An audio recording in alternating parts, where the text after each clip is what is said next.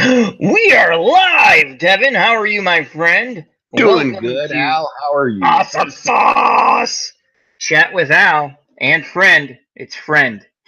It's me and Devin, which is fine. That's the way I like it. Everybody else has abandoned us. They've abandoned us for greater things. It's all because I like Jared Leto. I stuck with you though. Yes, you did. Even though I don't understand why you like Jared Leto, I almost left too. Then I realized you're my only friend on YouTube, so I was like, Left. Only friend left. we're like two lumps of coal in a sock. Or a bad yeast infection. We can't get rid of each other. Ooh, you don't want a bad yeast infection. That's bad. And the one viewer left. It's just me and you now. The And we yeast probably lost half a dozen subscribers, most likely. Yeah, more than likely. Oh well. Anyway, Dead Moon, how are you, my friend? Hope all is well with you on this Doing well. Saturday evening. What's going on? What's going on with the channel? As usual, tell us about yourself. For anyone who does not know, OG, the original Grognard, and what goes on his channel, and that new wonderful game you're playing. Hey everybody, welcome back. Devin, the OG original Grognard, and I am mostly doing a lot of strategic, tactical war games, hex encounter on board game type stuff. But I also do a lot of computer game playing. I just started playing again a really fun computer game, Forex strategy, grand strategy in space called Stellaris, because they just released the new DLC, and I'm having a lot of fun with it. I streamed for like 4.5 hours today. Five. Was it five? Okay. Five.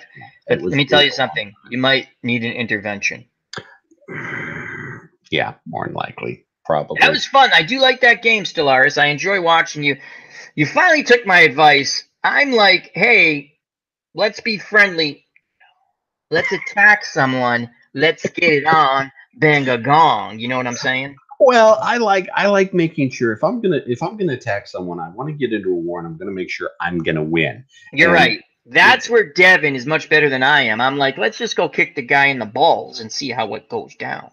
Because sometimes that doesn't go very well. No, not good at all. Anyway, tell us more. Ron Juckett has joined us. Ron, would you like to join our merry crew? Ron Juckett, I have a link in the chat. He did a college basketball game today. The best of the 80s. It's like an all-star decade team. How can I put it? And it was the St. John Redmen against the Syracuse Orangemen, and it was a lot of fun. As we will send a link. I was going to send, and OG will tell you this, I was going to send a link to you, and I was like, I don't want to bother him. Ron doesn't want to be our friend. He said he was going to send a link, but he didn't. I said, no, you better send a link to Ron. You did. So, OG, take the helm. I shall be back. All right. So, anyways, what all have we got going on? Well, for my tabletop stuff, I just finished doing my playthrough of Open Fire, which was a tank solitaire World War II hex encounter game. I really didn't end up enjoying the game that much. I mean, mechanically, the game was fine. It's just how some of the mechanics of getting to where the combat part I enjoyed the combat, so go check out those videos. Also just recently, Dan over at No Enemies Here, we haven't seen him come on or chat with me or anything like that, but if you're in the wargaming community, you know who Dan over at No Enemies Here is. Just recently held the Grognard of the Year for 2018. This is the first year he's done that. No, I didn't win it. I didn't even vote for myself in that, but the winner was announced today, and like I said, it wasn't me, but I was able to do a I was one of the few guys that was able to do a congratulatory speech to the winner. So go over to No Enemies Here. Actually, I could probably link it in the chat. But yeah, I'm in there, and so a good friend of mine, good YouTube friend of mine, won the competition, and I got to give him a personalized message for winning. So there was all that, and I'm streaming Stellaris because the new DLC came out, and it is driving me insane because there's things about it I like, things about it I don't like, but I'm still going to play it because I have way too many hours invested in the game, and I enjoy it. I like it. It's a fun game. We sent the invite to Ron. He'll be joining the merry crew of 3. And, I like that game. It was funny today because, hello, Mr. Ron Juckett. How are you, my friend? Pretty good. How are you? Hello, Ron. Okay. Hi, Devin. Where's Emily the cat? Has she been banned? Yeah, Sarah's home, so cat's been banned. Oh, cat's been banned. Sarah's home. Yeah, I mean, what Excellent. happens is the cat wants everyone's attention, and so she'll Ah, try to she's scratch such a on me feline. or walk across things or demand attention. But I like when she does the whole like I want attention. She'll look right at the camera and you'll say, "Well, do you want to be part of the show?" And she'll be like, "No," and just walk away. I right, love yeah. it. She did it the other day when I did the Bryce Harper thing. Yeah, that was funny.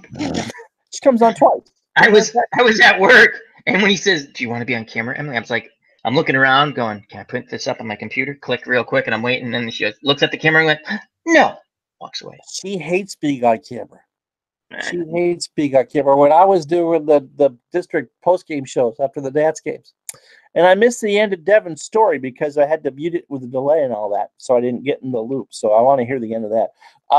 So we every once in a while we do one of the post-game shows or whatever, and she was upset because I wasn't paying any attention to her. And she would bite you. Oh yeah. Yeah, I've been. That's hilarious. I mean, I would live. I have to be honest with you. So I'm putting on the post game of the Nationals. I'm not a Nationals fan. I met Ron. He does he's really fun with him and Ricky Keeler and the young kid who I forget his name all the time. Drew Douglas. Drew, who just had a birthday, I think, or one of his favorite baseball players had a birthday. It was something on Twitter. I saw it, and so I'm like, I gotta see how long it takes before Emily the cat gets mad at Ron. And it was fun.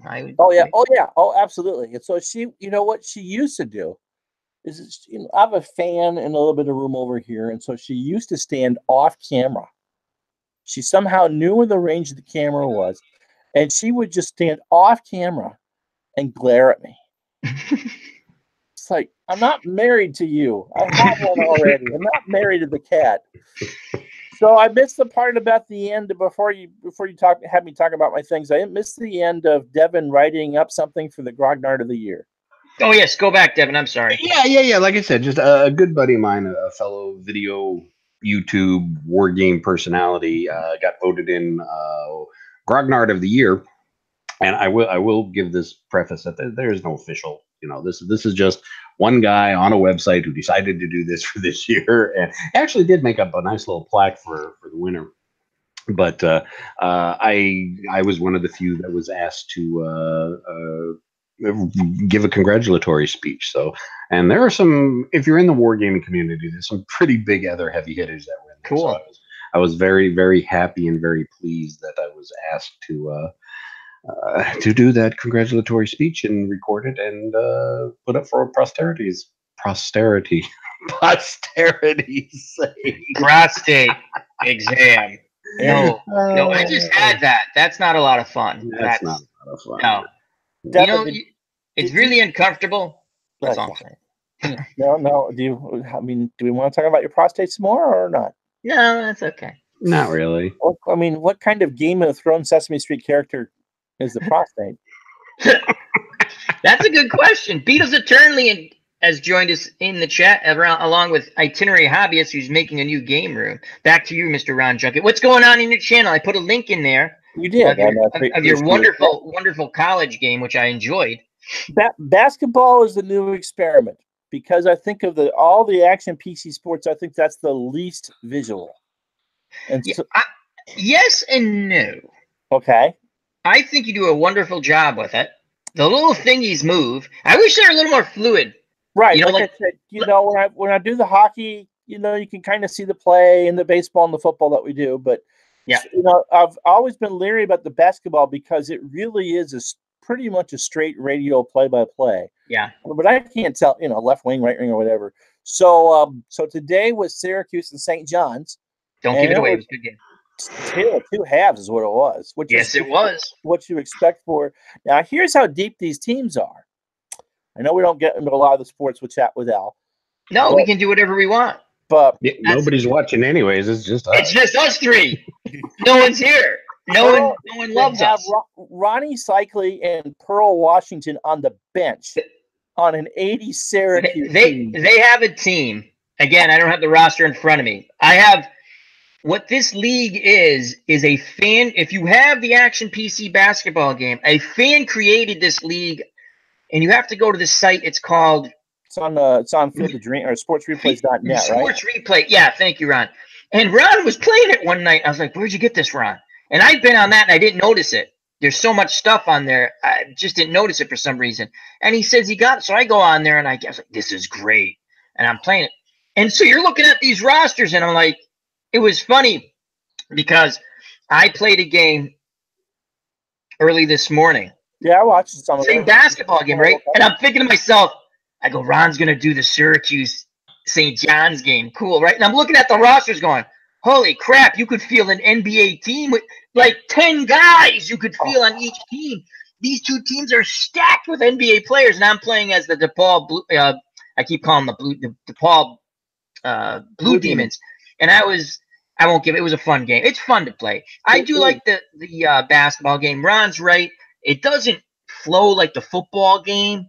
And Devin, you've watched us play the football game, so I love that. I love the chalkboard. It flows beautifully. The chalkboard baseball flows nice, and they've improved it. The new baseball game, Ron. Did you get that email? It's coming out the 20th. I don't know if you're. 20th, I have a feeling there'll be a long live stream that day.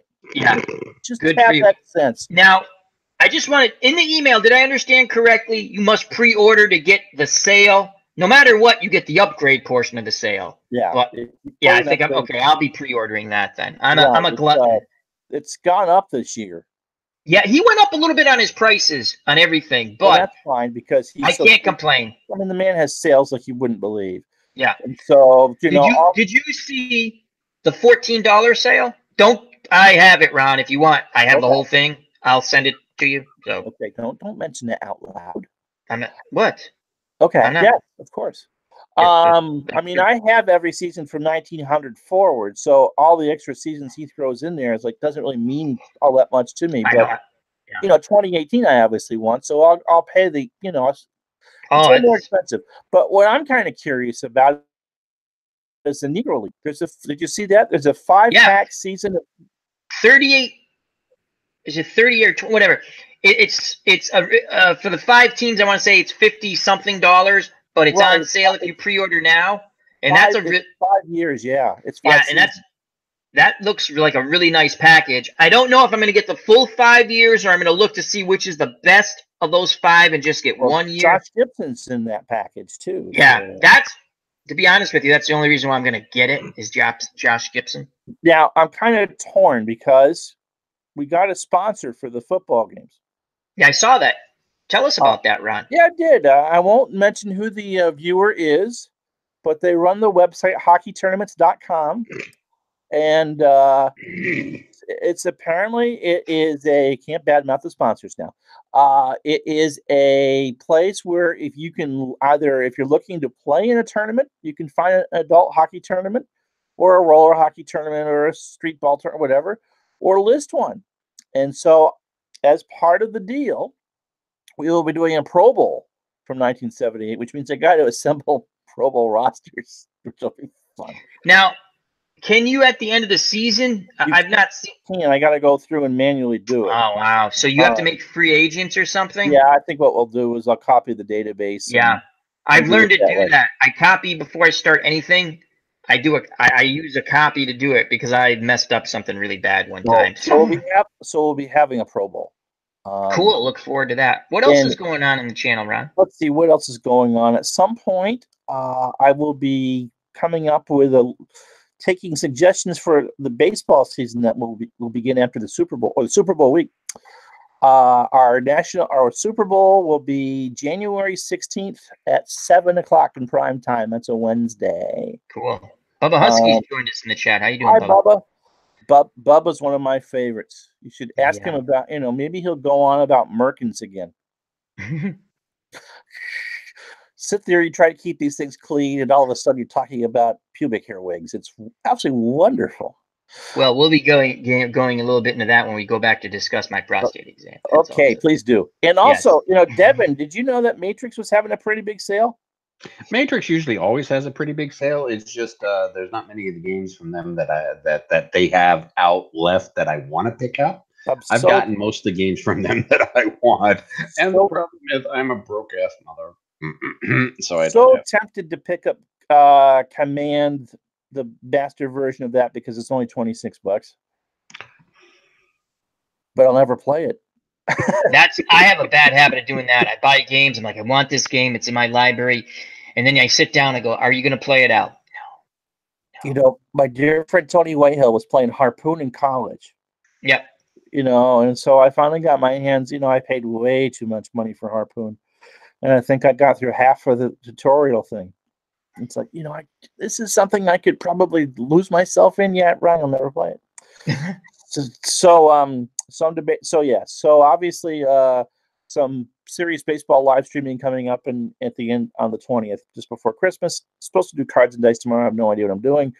Oh, go ahead, Devin. Sorry. What I want to get my hands on is a decent golf game. I have this weird, odd obsession with golf. I hate watching it on TV. I have no interest in playing it real life, but I love playing golf, cards and dice, or on the computer.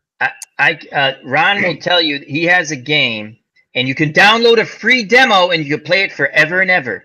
The free demo, to see if you like it, and it is I can't remember the name, but Ron will tell you about it. It's ASG Golf.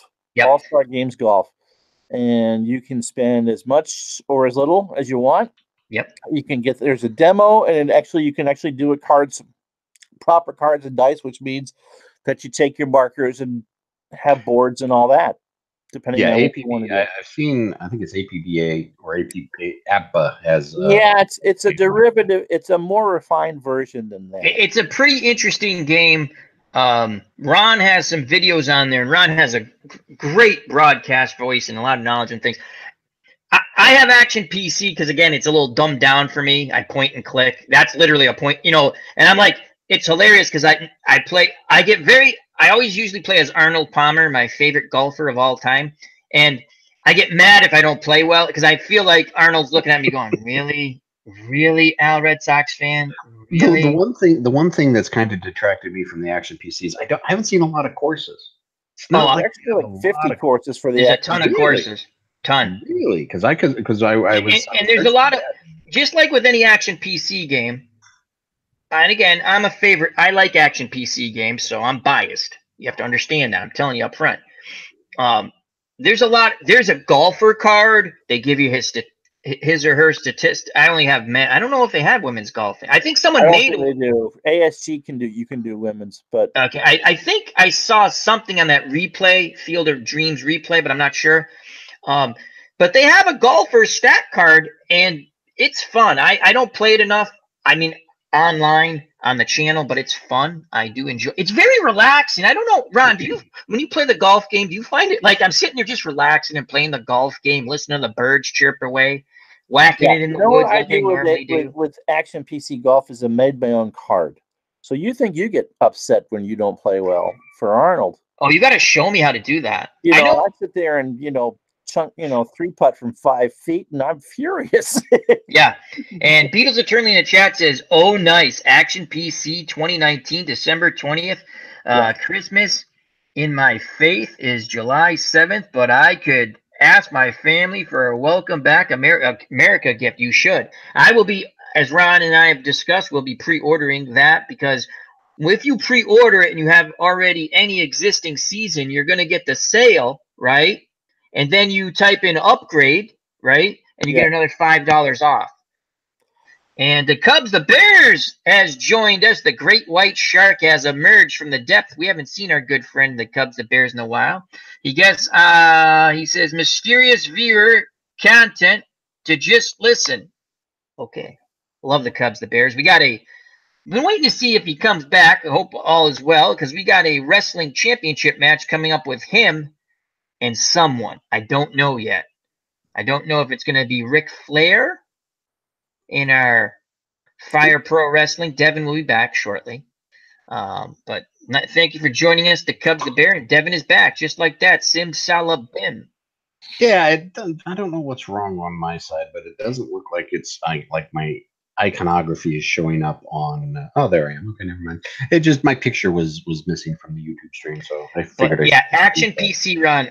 He has wonderful sales. Oh, he does. He really does, and they go with every version. Yep. So, I saw that Stratomatic is releasing 1980 as their retro season next year. Oh, are And- they? Yeah, for their baseball. And it's like, okay, but that kind of invalidates any 1980 season that you had before, and you That I have to don't buy like. the new game to use the new season, unless Yeah, you buy the cards and dice. I have to tell you, I do enjoy Strat. It was my game of choice. Yeah. Yeah, I make fun of it because they make me mad about. I signed up for the email, right? So they send me a thing saying there's a sale. I punch the code in. Do I get the sale? No. So, hey, Strat. Yeah, Anyhow, and yet I'm a glutton for punishment. I go back and I buy stuff, their right? customer service is beyond. And compared to Dave over at Action PC. Oh, great stuff. Yeah. So I watched some of the Stellaris marathon today. And I was talking with ID Jester about it before because he wanted me to pick it up too. And it really is the only Paradox Grand Strategy game I don't own. And It's really interesting, Ron. I have Gal Civ 3, and outside of one being turn-based, the other being real time, I don't see a lot of difference in it. But there really isn't. I mean, they're both 4X games. I mean, expand, explore, exploit, exterminate. Right. What variations of thing? You research out your tech, you build up your planets. I like Stellaris because it is kind of more real time. The graphics are a little bit better, and I've got plenty of hours in Galactic Civ 2 and 3, so you got to understand that. But Stellaris 3 just works for me.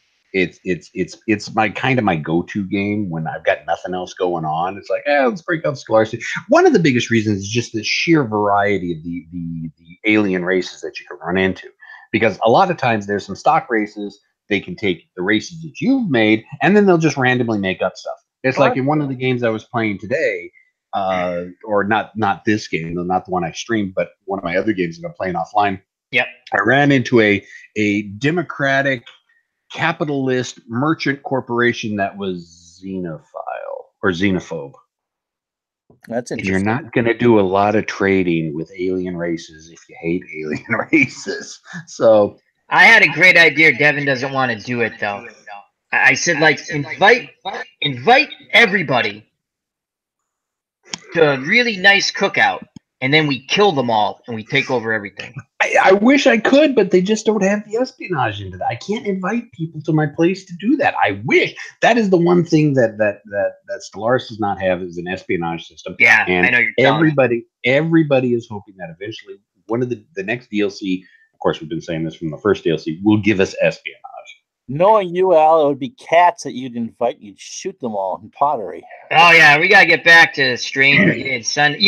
I tried to get by that level again offline because it aggravated me so much, and I couldn't do it. I'm like, son of a bitch, that freaking thing, the electric balls in my face. Oh my lord! If you ask me. You want to talk about your prostate exam again after having balls? Oh God, it was wonderful. Can you roll on your side? Yeah. Why? Okay. Whoa! Anyway, that's the way that goes. Turning 50, I have that coming up in a year. Oh, that's next year. That's the big one. That's we want you to drink this stuff, and you're gonna drink it, and it's okay. Well, how much do I have to drink? 15 gallons. How much? 15 gallons. That's a lot. Your bathroom is right near your room. You know what? Just bring it in the bathroom. You'll be okay. Okay. How much? 15 gallons. Can I just eat the Taco Bell? It's going to do the same thing. Yeah, exactly. It cleans me out the same way. And then you're like, next year, it's going to be fabulous. I'm like, no, it's not. It's not. Oh, it's okay. Everyone does it. I'm like, okay. All right. Yeah. Anyway, that's something to look forward to. I can't wait. Yeah. When you get as old as we are, this is what we talk about now in Chat with Al, men's health issues. And if you have a men's health issue, keep it to your freaking self. Now, brought to you by this magic. No, anyway. No, but seriously, you should get a prostate exam. Just get it by a real doctor. Don't go for those discount prostate exams. Don't. You go to TSA and get a prostate exam, Al. I did. Don't. I was like, why is that person playing the banjo? So you went to Logan, you got your prostate exam and some Imagine that you go through. That's you're going through obviously security, right? And I'm like, this is right after, unfortunately, 9/11 when I was traveling for business. I worked for a company. We had to go down to Florida and stuff. And I'm sitting there going, I'm looking around. I'm like, really? Like I had to take 3 trips in a short span.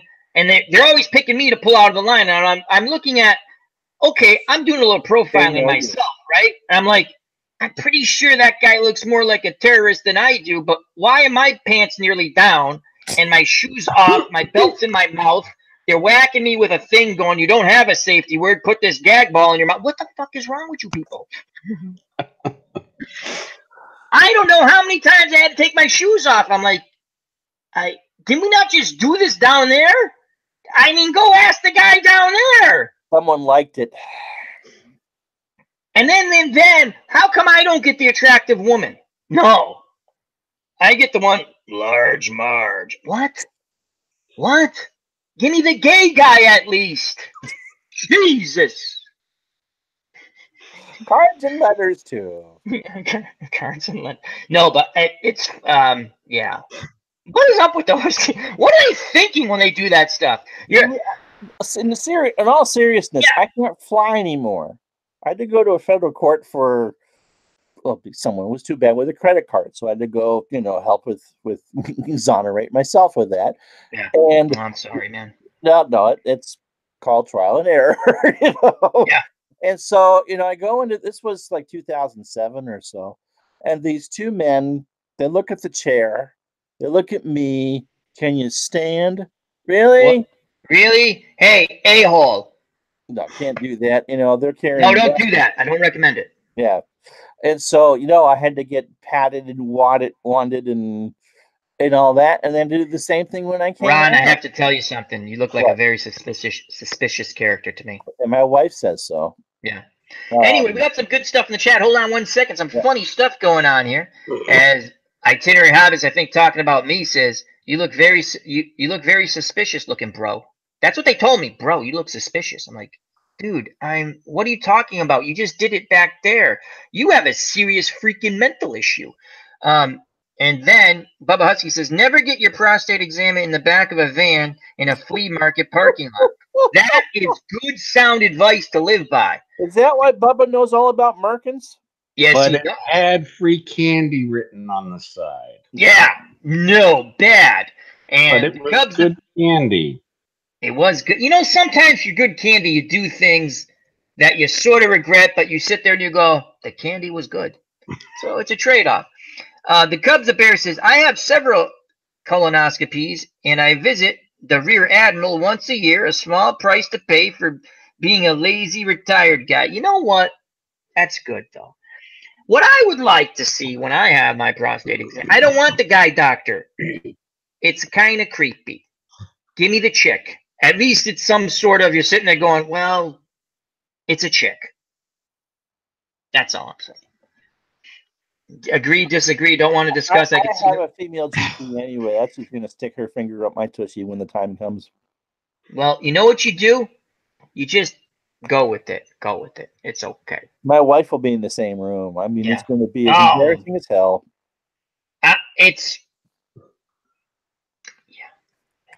I'll never forget the first time. We always have a first time, but this is one you can actually talk about. I thought when someone says, "Hey, you want a prostate exam?" I go, they're like, "It's bottom prices." I'm like, "Sure, why not? How much do I save?" Like Bubba says, "Don't do it, man. Don't get the legitimate. Stay away from the fake prostate doctors." Just be glad you're not on the planet to get one of those done for me in a van. Just be glad you don't have it done by the VA. By the what? The VA. Oh, I can imagine. I'm sure they're gentle. Oh, no. Drop your pants now. When did you become a German? Drop it now. Put your hands in the freezer too, right? You remember Cannonball Run? Yes. The first one. and it's Burt Reynolds, Dom DeLuise, and they had the doctor, and he was a prostate doctor, and they're like, hey, I know I brought this up before because we're talking about the prostate exam. He goes, where's your medical bag? He goes, all I need is this. And he had like the longest fingers you ever see. And the gag was he always put his hand under people's noses, like, are you all right? And they're like, just, Doc, keep it down, Doc. So, anyhow. That's funny. It is funny. You gotta laugh. And you know what? In all seriousness, get your prostate exam. I'm not joking about that. It's important. I think I deserve a hug after that. That's all I'm saying. A little cuddling. I just want some lunch, maybe some flowers. You know, I feel really used after, especially when they say, oh, we messed up. We got to do it again. What? What the hell are you talking? Ah! You messed that up. How the hell do you mess up a prostate exam? I don't know. I was at the dentist office. I didn't even think I was supposed to get a prostate exam at the dentist office. That's not what they mean by tonsil shot, Al. No, exactly. They're like, we're going to look at your tonsils. I'm like, why am I bent over? My pants are down. We're going to look at your tonsils. Ah! See, this is what happens when we don't have Dog and Stratomatic Delaware around. That's okay. Oh, my God. Well. Anyhow. I need dinner. So, Ron's like, yeah, I'm not coming back. I'm not coming back. I've been finding myself permanently clenched. It's okay. I'm your doctor today. Doctor, have feel good, happy, good bar. What? Dr. Where's my regular doctor? Happy good bar. Remember that movie with Barbara Hershey? What was it? Searching for Mr. Goodbar? That was a disturbing movie. Yes, it was. No one knows what the hell I'm talking about. Look it up. Now, Bubba's got some things here. Things you never want to hear during your prostate exam. Oops, I lost my ring. Yep, that's one. That's a good one. I lost my watch. Oh, that's worse. Look, Mom, no hands. Oh, boy. And nothing that a little duct tape can't fix. Ba-ba-boom. Excellent contributions by Bubba Husky. I think if you lose your watch, that guy has gotten a little over-exuberant with the prostate exam. That's all I'm saying. It's going to hurt like hell. Yeah. So, I'm surprised Devin hasn't left yet. No, Devin's used to this. I'm ex-Navy. He's ex-Navy. He knows about this stuff. Trust me, I've heard and seen taking the fifth on done much worse. Devin, it's a safe space here. You can talk about it. Nope. It's okay. Nope. You're amongst friends. Nope. And Nope. Show me on the bear where you touched it. What happened? Here's the little bear. Show us. Nope. I didn't realize you could do church lady there, Al. I can do anything. I can do all kinds of voices. Isn't that special? Isn't that special?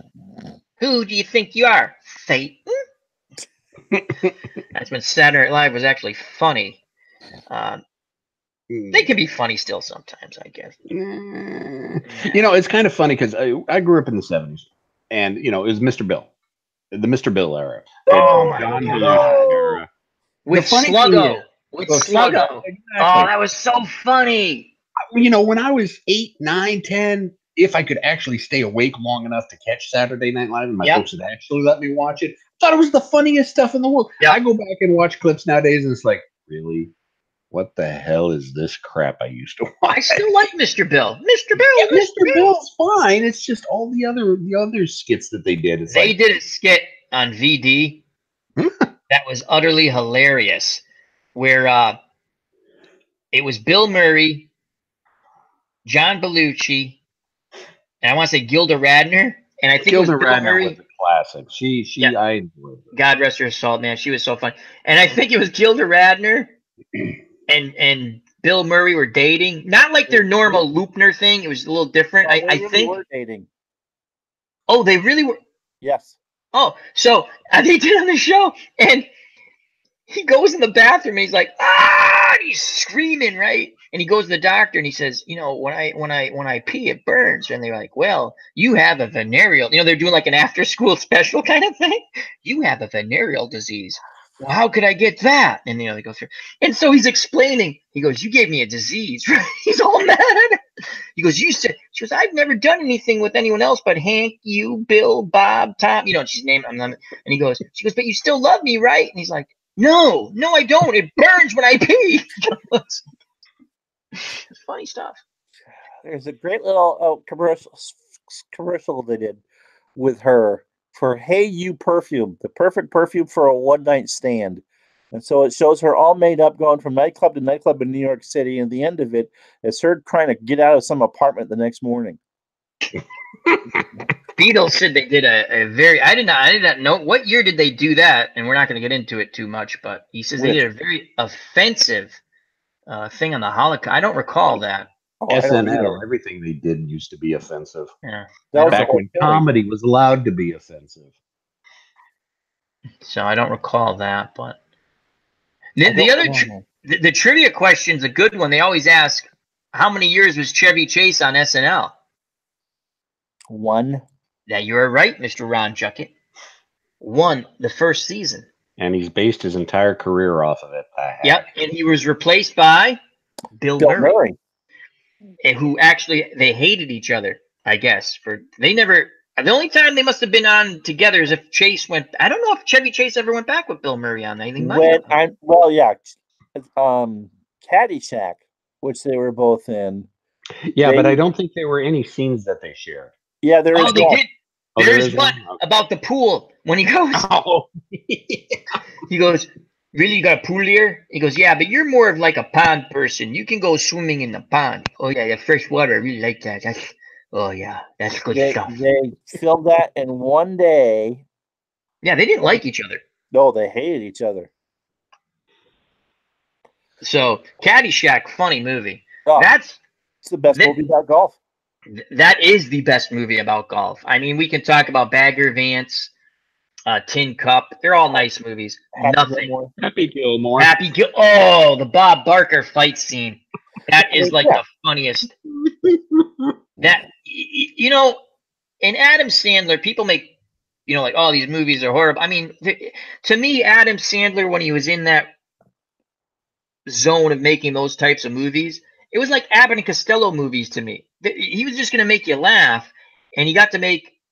What's great about Adam Sandler is he makes movies with his friends. So when he wants to make a movie, he gets to work with his friends all the time. AKA, like when John Wayne got to a certain point. Guess what? You saw basically the same people in every John Wayne movie. You know why? They were all of his friends, and he was going to employ them, and they were going to have a good time. Maureen O'Hara. Oh. Yeah. Quiet Man. That's a good movie. Clintock. Oh, that's another good one. Oh, yes. They just had the Alamo on the Western Channel. Spoiler alert. They all died. At the Alamo. So, but he played a important role in The Longest Day, too. Longest Day? He was one of the paratroopers in there, so he didn't even, that was not a huge role. Nope. Well, that entire movie was ensemble cast. Nobody. That would be if we could name one of these nights. We'll sit there and try to name everybody without. Then we'll look to see how many we get. But an ensemble cast like you wouldn't believe, and that was probably in its day the best war movie. Yeah, definitely the best war movie put out for the longest time. And again, it's a different type of movie making in that time period. You know, it's not Saving Private Ryan because that's not the way they made. But it was pretty close. I mean, that was pretty. There was some viciousness when they hit that beach to the extent as they could do. Then I'd have to say the next one would have been something we talked about when we were talking about Bridge Too Far. That was pretty graphic when that came out. Yep. That was pretty graphic. I mean, Cliff Clavin got shot in the face. I remember that. I was like, whoa. I didn't know he was Cliff Clavin then until years later. And I'm when I'm watching Cheers, and then I'm rewatching Bridge Too Far, I went, holy crap, that's Cliff Clavin who got shot in the face. Yeah, no, it was a little known fact I got my face shot off.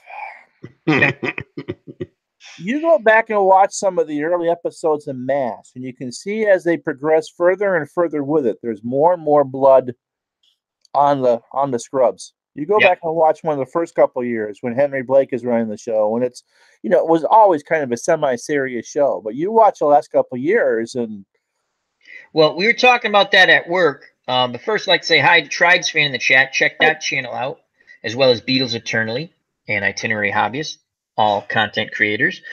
TribesFan just finished his Vida Blue 1971 replay Cy Young season. And he recapped it like every month of the season. So good stuff there, Tribes fan. Thank you for joining us. As he says, the price is wrong. And again, that was really funny. So, and Ron, what you were saying, you go back and you look at MASH and how they went from being pretty much a comedy, which they always still had the comedy at the end, but right. But if you go back into scenes in the OR, they always pretty much emerge the first couple of years relatively clean. You might see a bloody glove or something like that. You go the last couple of years there, and for network television, they got into some gore. Yep. The Beatles brings up Gallipoli and Deer Hunter, good movies for war movies. And they also, with MASH, the last two episodes were extremely, or the last episode, which was 2 hour long or something like that. The movie. That was extremely, I'm sorry, the final episode of the show. Right. Alan Alda going off the deep end. Yes. Where he goes, keep the chicken quiet, and it's not the chicken. Right. And I got, what year was that? 81? 83. 81. Yeah. Was it 83? Okay. It was early 80s. Yeah. Okay, so I'm like 12 years old. I'm sitting there going, even as a 12-year-old, I'm sitting there going, not talking about a chicken, folks. And you sit there and go, wow. And it was really.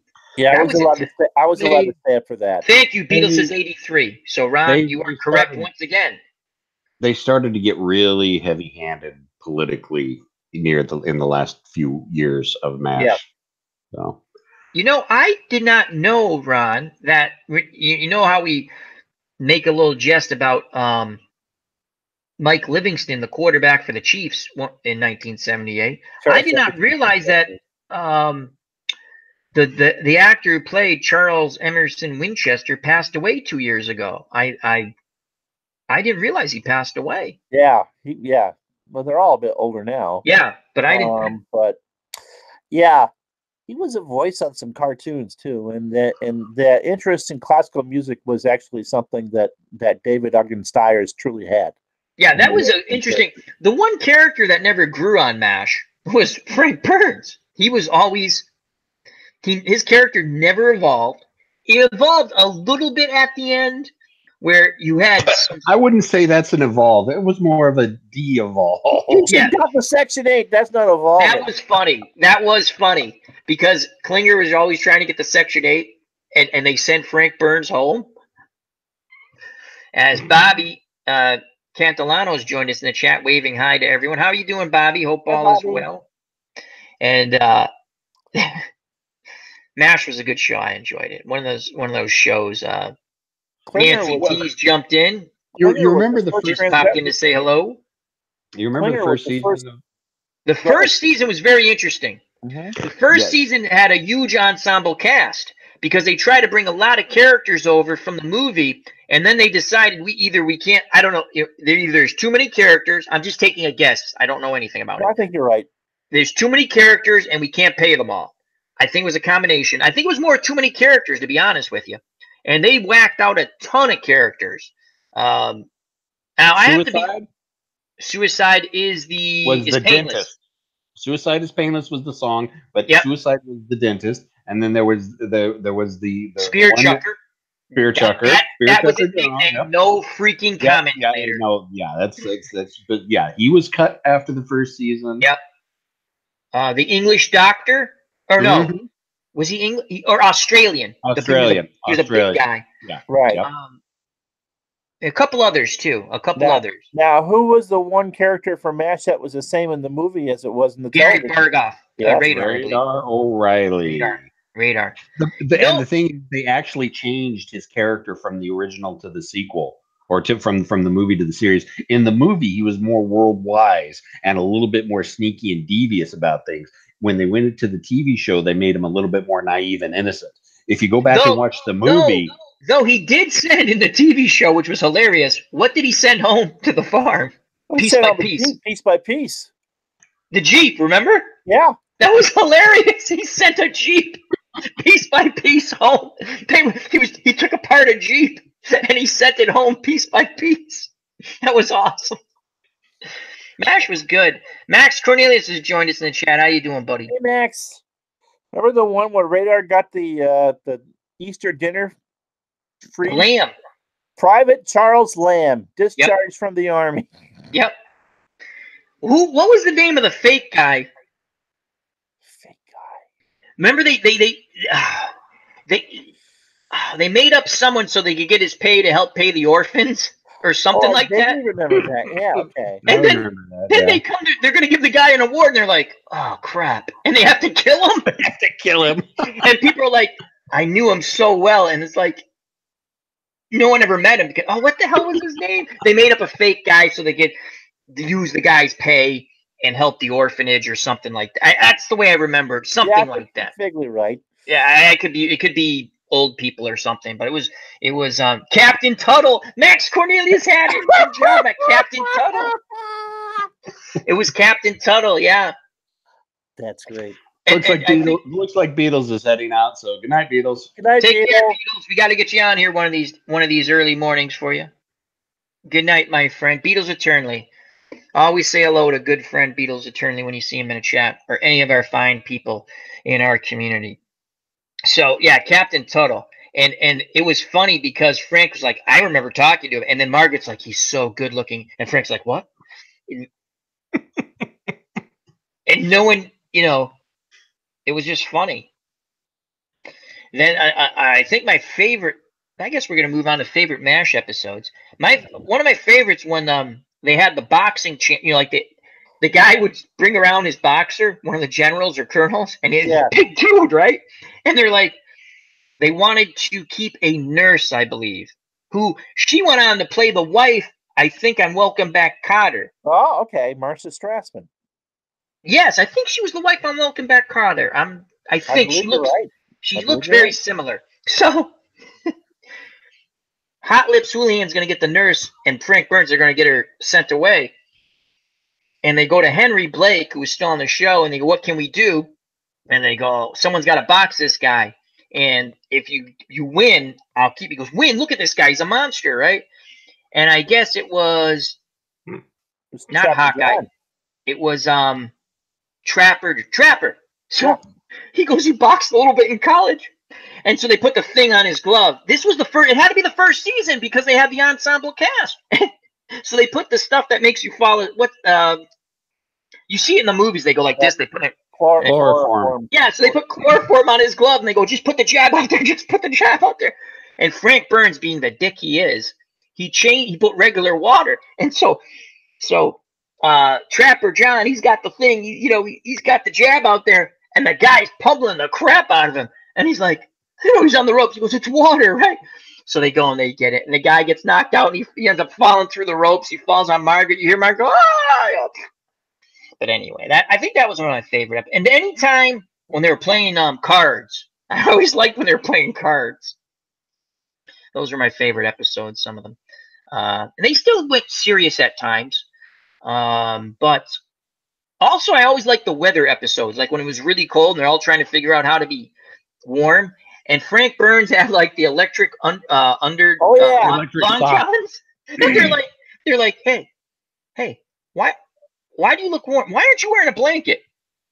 And he had the long johns, the electric long johns on, or something like that. It was fun stuff.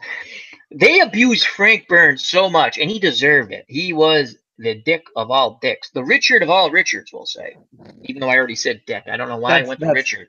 One of the reasons why the actor decided to leave, because he realized that there was no growth with the character. Apparently, Larry Linville was one of the nicest guys. Yes, that's what yep. But you know what? That character, he played it off. I would have liked, the only time his character grew slightly is when him and Margaret Houlihan Hotlich broke up, and she kept digging into him about how she's marrying Donald Major Penobscot. And she was kind of like really mean. And they wrote it so well. You felt bad for Frank, and he's a jerk. And even Hawkeye,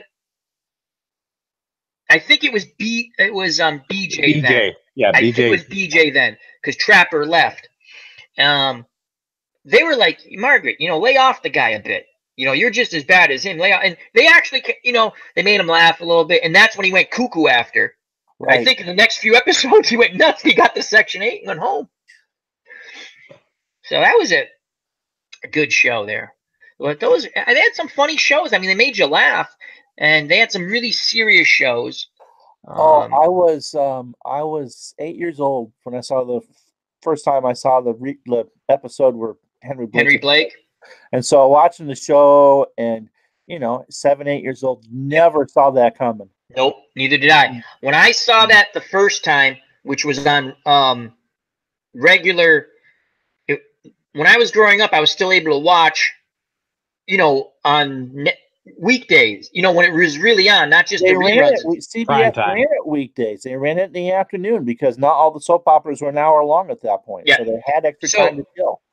So I was watching it, and you have to understand, they did some serious stuff with, we shouldn't treat the commie prisoners this bad. They actually did one that was really interesting. I don't remember how many people, but then we'll get to we'll do the Henry Blake thing because Ron brought it up, which is one of the most sad episodes in TV. That and All in the Family when Edith, I don't want to talk about it because I think I've mentioned it before. As a kid, I wanted to go through the TV and kill that guy. I don't want to talk about that because that's just disturbing to me. I couldn't believe that they ran a commercial after it. So here's this very dramatic scene, and I watched all those episodes, was living in New Mexico, and then there's an ad for cakes, Pillsbury Plus, one of those happy-go-lucky jingle things. Imagine Pillsbury in tears. Oh my God! Imagine the Pillsbury people after they look back at that.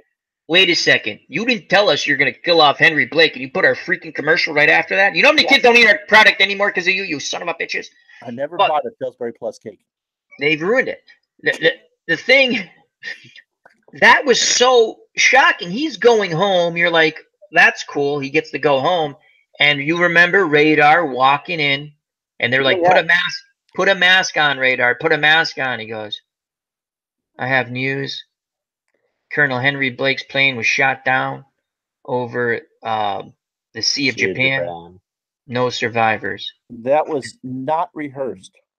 That was well done. That was not rehearsed. The producers had made the decision to kill him off, and they did not rehearse it. They handed it to them in the OR when they were going to do that scene. But it took Take care, Bobby. Thank you for stopping by. Sorry, Ron. Just wanted to say. Yep. And so the reaction you saw was actually genuine. Now, so you're saying they didn't know until... They did not know. Okay, I believe that because you're right. That was like, you could see everyone go. Now, what happened was Colonel Blake, who's McLean Stevenson. He was going off to do his own show, which didn't last because people liked him as, everyone, Colonel Blake. Not as guy going on the other show. No. Hello, Larry. Yeah. And they were pissed probably. And they're like, you know what? There ain't no coming back for you, That's McLean. Exactly what they did. We're going to do what we should have done. Kill you. And that was sad. And the other one that sticks out besides the final episode, which was really dark, with the whole Quiet the Chicken thing. And again, it wasn't a chicken. Trapper actually gets into an argument with Hawkeye regarding a prisoner of war. When Trapper's sitting there going, look, we're taking care of this person, and these guys, our guys, are dying. And she, God, was it a woman or was it a guy? I can't remember. But there's another one where, the South Korean intelligence officer comes. I think I'm getting 2 episodes mixed up. I'm pretty sure of it. But the South Korean intelligence officer comes and he wants to interrogate the communist guerrilla prisoner. And it's a woman. They're like, no, no, no. And she tries to kill a bunch of people in the hospital. And the guy's trying to explain. That was interesting. They did some of that stuff, usually it was one-sided, but it was interesting. They did a couple of them. But it was a good show. I liked that show. That was over 10 years. 73? Yeah, it's about 10, 11 years. Yeah.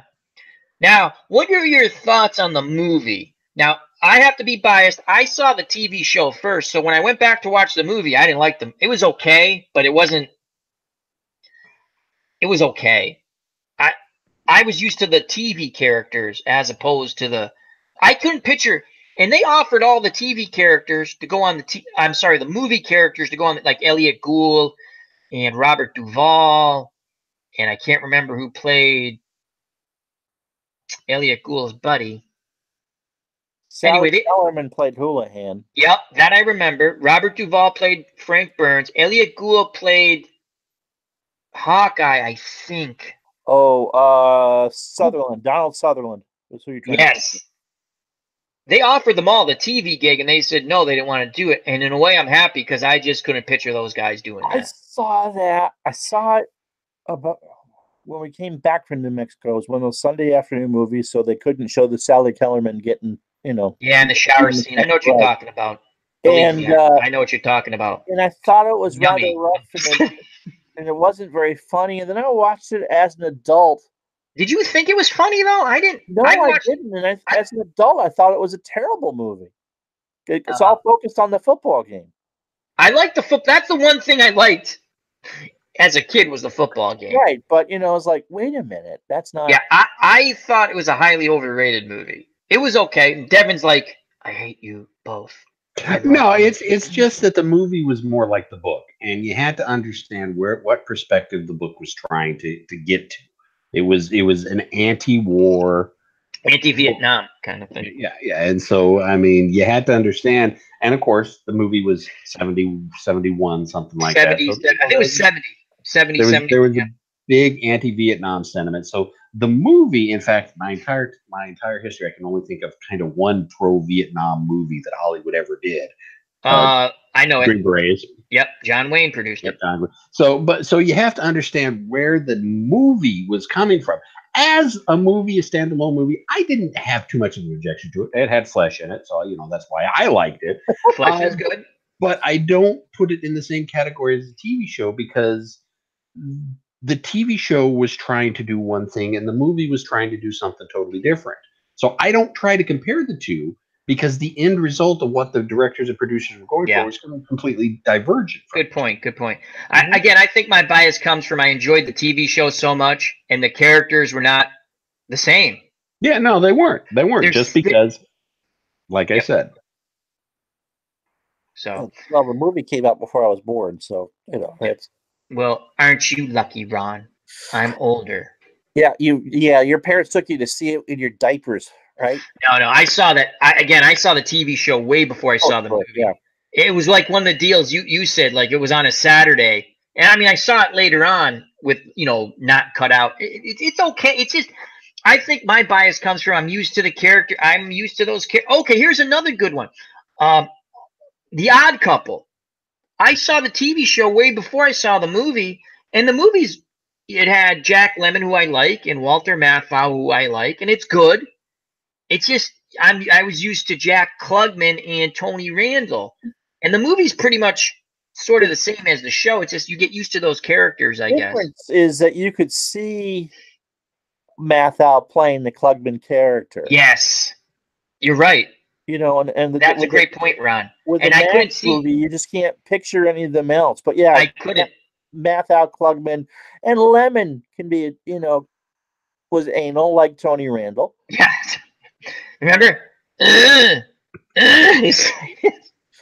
That there was one year that was on after school every day, and so I watched most of those. That's so funny, Ron. You said that. That was one of the after school. It used to piss me off when I was a kid when they changed the after school lineup without you knowing it. You go home, you set up, and I'm gonna watch Looney Tunes, right? Warner Brothers Looney Tunes at a half hour of this. I'm gonna watch some General Hospital with my mom because there was the cartoon on that I hated. I didn't care for it, so I'd watch like General Hospital. So I hope they do this certain stuff when I'm watching General Hospital with my mom. They never cared enough for Laura. And Luke and Laura was the best. Listen, I remember going, "You're getting married." Anyway, so which we had that one magical year. It was the little Rascals for a half Yep. hour. I Love Lucy, Hogan's Heroes, yep. and The Odd Couple.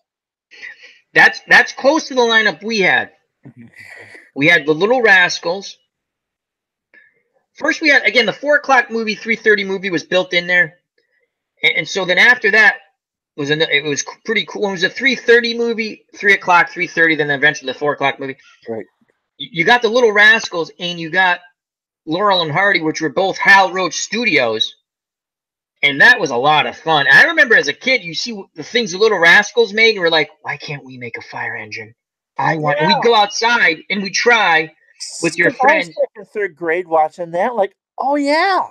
Yeah, you want to make a fire engine. Out of a bunch of bikes and a cartwheel and whatever the hell that other thing was. And you want to get 15 kids on it and go flying down the street. You couldn't even get 3 kids on the thing we made, and it didn't work, and it fell apart, and I'm pretty sure someone got hurt really bad, and we left him there. I think we threw dirt on him, and we're like, you're okay. You're okay. Well, behind the garage. No, the shed. The shed is the magical place. Just don't go dig back there. Lord knows what you'll find. I'm pretty sure we dragged him there and left him. No one goes behind the shed. We're like, yeah, the shed. Put Billy behind the shed. But my mom and dad, they won't miss you, Billy. Take one for the team. We can't explain this. We're all going to get in trouble. Do you want us all to get in trouble, Billy? You don't want us all to get in trouble. No. That's what they do. It's like, no, you want us as your friends, don't you? You want to be cool like the rest of us. Put me back in the garbage can and roll me down the hill again.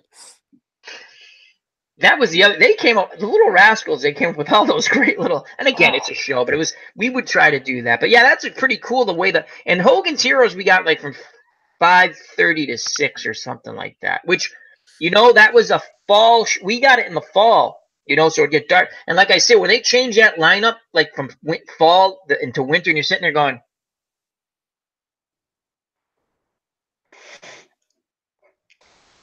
Yeah, one time I came home and really mad. Turned on the Beverly Hillbillies, and I really was thinking as an 8-year-old, what is this shit? Yeah. Who the hell's watching this? It was okay. Wasn't a big fan. Green Acres was on sometimes. That was a morning thing in the summers, during the week. And I used to sit there and Green Acres is the place to be, and Orville the Pig, and then I was done. I was like, okay, I don't want to watch anymore. I just want to see Orville the Pig, sing the song, look at Zsa Zsa for a little bit, and then I was out of there. Yeah. But yeah, I always hated when they changed my lineup on TV as a kid, because you lived and died with TV. Sure. It was sports. Once you got involved, for me at least, once I got involved with sports, I enjoyed sports. And then it was like, I'm not joking. When they changed the TV lineup, especially in the summers or after school, I was pissed off. And you'd have that whole discussion at the bus stop. Did you know? Did they call you and tell you that they changed the lineup? That it's no longer the 3 o'clock movie. We have to wait an extra half hour, which means we're not getting the Little Rascals all the time. We're only one day we get the Little Rascals, another day we get Laurel and Hardy when we used to get both. That's bullshit. And we'd be like, yeah, I'm going to write my congressman, man. We're like, yeah. Because that shit was important to us. Yeah. We had fun. Bubba Husky in the chat says, it's culture, damn it, LOL. Laurel and Hardy was great. We never got Laurel and Hardy up here. Oh, they did. They did an episode where the horn. You can look it up on YouTube. Where he goes. They work at a horn. Again, the goofy places they work. They worked at a horn factory testing horns, whether it was a trombone or those or it was just hilarious. And Ollie, the heavier set guy, Stan Laurel Oliver Hardy, the heavier set, he went nuts. And so the doctor goes, he has hornitis or some crap like that. We're laughing as kids. So anytime he heard a horn, he'd go cuckoo and beat the shit out of people. And so what do you think Stan Laurel's practicing? A trombone. And he has the guy come over. He does it like, he doesn't care. He's, okay, you just know. And they're trying, he goes nuts. He beats up the guy. So now the guy says, the doctor says, you have to go get fresh air on the water and just stay away from horns. And this is great. Because if this was real life, you're telling me I have to be out of work for 3 months and just relax? That's what you got to do, and they can't fire you. Okay, I'm out of here. So they go rent a boat that they have tied to the dock because they don't know how to sail, but he needs the fresh sea air, right? A guy escapes from prison, a killer, and guess who he hijacks? He takes the boat and thinking that these guys can, sail the boat. They can't. There's no food on the boat. There's nothing because they would go to the little diner. It was a great episode. And so they have no food, and the guy's like, you don't want to get Little Nick mad. And they're like, who's Little Nick? And he pulls out his gun. I'm Big Nick, and this is Little Nick. Now, do you want to get us mad? And they're like, oh, no. So they go make up all this horrible, like shoelaces for spaghetti, and bacon is the thing that was wrapped up in the kerosene lamp. There's like the wick. Yeah, like the wick, and they pulled it out, and they're all this stuff, and obviously they're using real food when they're making it, but you're just laughing as a kid, and the guy looks in and he sees, and they go, we don't have coffee. He goes, use that chewing tobacco we found in Dallas. And he's like, and he goes, is breakfast ready? Oh yes, breakfast is ready for Nick and Little Nick. So he sits down. He's like, Laura goes, just like Mother used to make. Really? Just like Mother used to make. And he looks at Ollie, goes, mm-hmm. He's like, you eat it. Oh, we're not hungry. Eat it. And so they made meatballs out of it. Was funny. So then they get in a fight, and he's like screaming at Stan Laura, play the horn, because again the idiot brings his horn to practice, and the guy's not play the horn. It's just funny. And every time the trombone would come out, the long part, and he'd have to try to get it back in. Play the horn, and the guy would start beating the shit out of him. They play the horn, and Oliver would start beating the crap out of him. It was funny. Would you watch After School, Devin? Yeah, a lot of times it was HR Puff and stuff, and the Batman show, the live action with that was on Saturdays for us. Yeah, we had that Sunday morning. Yeah, we had it after school from I'd get home about 3:30, and there was something on 3 to 3:30, and then like from 3:30 to 5 was they had 2 hours there, so there was 4 shows, and they would do but yeah, Batman, HR Puff and stuff. What were some of the others we used to watch? HR Puff and stuff for the people in the costumes, right? Yeah, that was Sid and Marty Krofft live action. Oh, I can't remember that. Sid and Marty did not do serious drugs before writing any of their material. Yes, they did. Oh, yes, I think they did.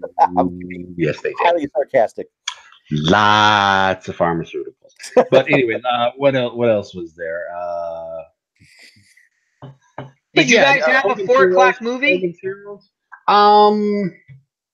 I don't recall the 4 o'clock movie. Of course, I don't remember much of my youth.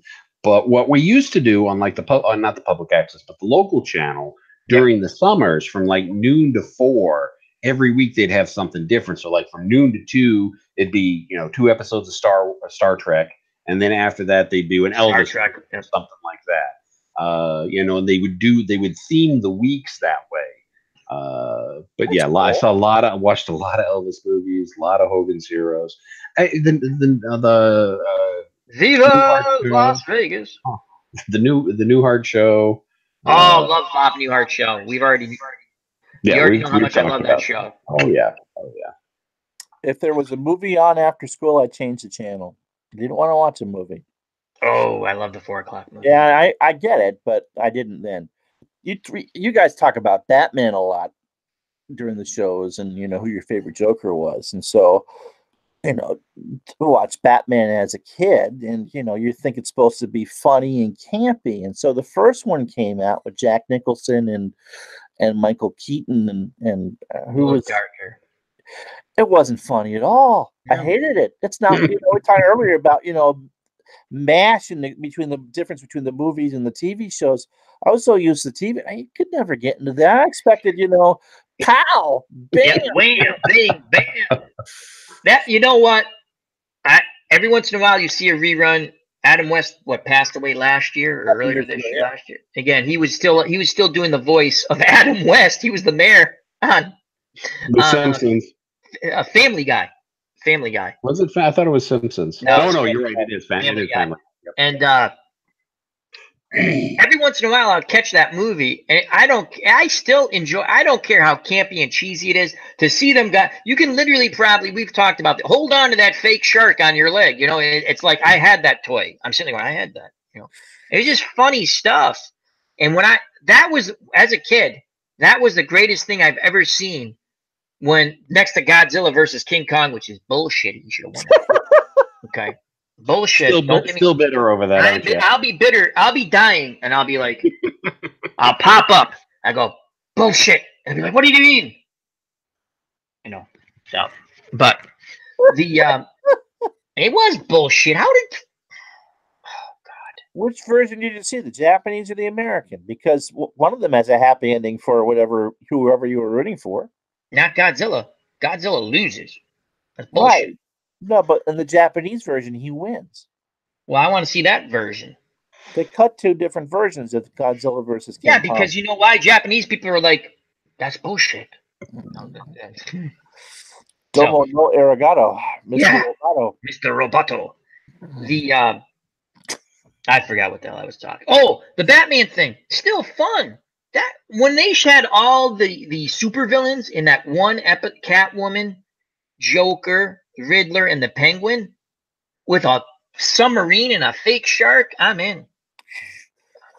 Nothing better than that. I had no idea until maybe the last Star Wars movie that came out that Mark Hamill was the voice of the cartoon Joker. People like him a lot, and probably Devin can tell you more about that because I think I'm going to start watching some of that stuff because I watched a little bit. It's really good. The 90s animated Batman is actually really damn good. So is the Justice League and all that animated stuff that was done in the 90s is actually pretty damn good. I enjoy even Batman Beyond. Batman Beyond is kind of a futuristic, set in like 2030 or something like that. Bruce Wayne had to retire, so he manages to take basically another Robin, and this kid Terry becomes the new Batman. He's got this cybered out suit, and even that was pretty damn good. That had some dark episodes in it. I've heard good things about that. I gotta see.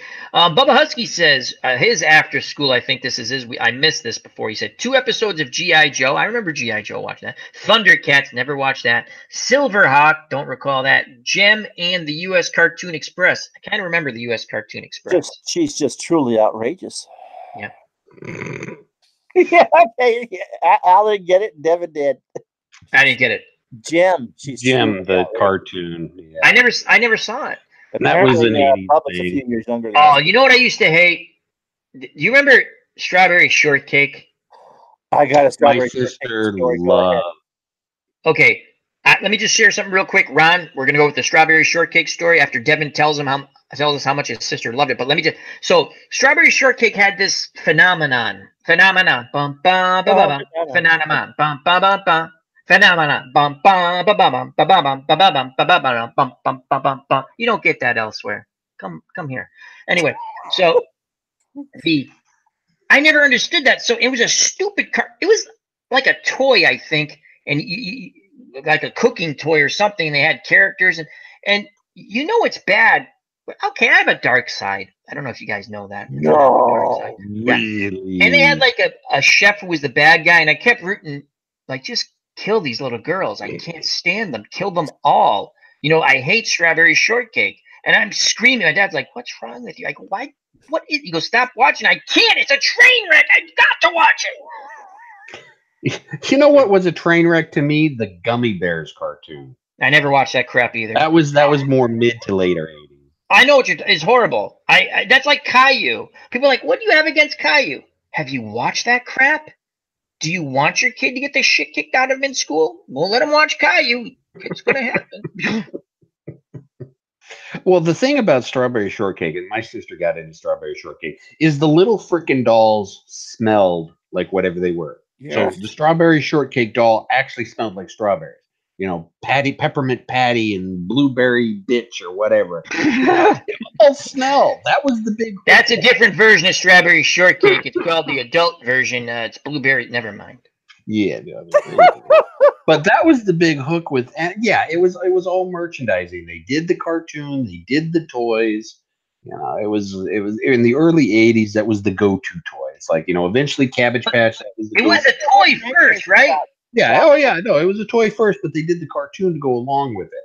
It was all complete merchandise. It was all a complete plan from the get-go. It's like the G.I. Joe cartoon. They released the toys right about the exact same time. I remember that. The before we get to Ron's story, let me go to the chat real quick. Tribes fan says Chef, who was the bad guy, should have yelled "Bork, bork, bork." That would have been funny. I like that. That's a Muppet. I like very good Tribes fan. Bubba Husky says 80s cartoons, and Devin just mentioned 80s cartoons were just about advertising to sell toy lines. And then JT Dutch has joined us in the chat. How you doing, my friend? He says, my sister was the biggest fan of strawberry shortcake, and it made me sick. I feel for you, man. I feel for you. To you, Mr. Ron Juckett. All right. So my sister's about 3-4 years old, and that crap is on television. And she had the blueberry bitch. I love that. We're going to come up with a new character line. Blueberry bitch, strawberry. She also had a chair that had some names and colors on there. And my mother about died when one of the characters in the back of the chair was very cherry. Back to my tormenting story.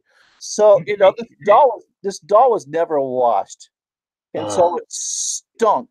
And so there was one Saturday morning, she wanted to wake me up for whatever reason. So I can hear her heavy breathing.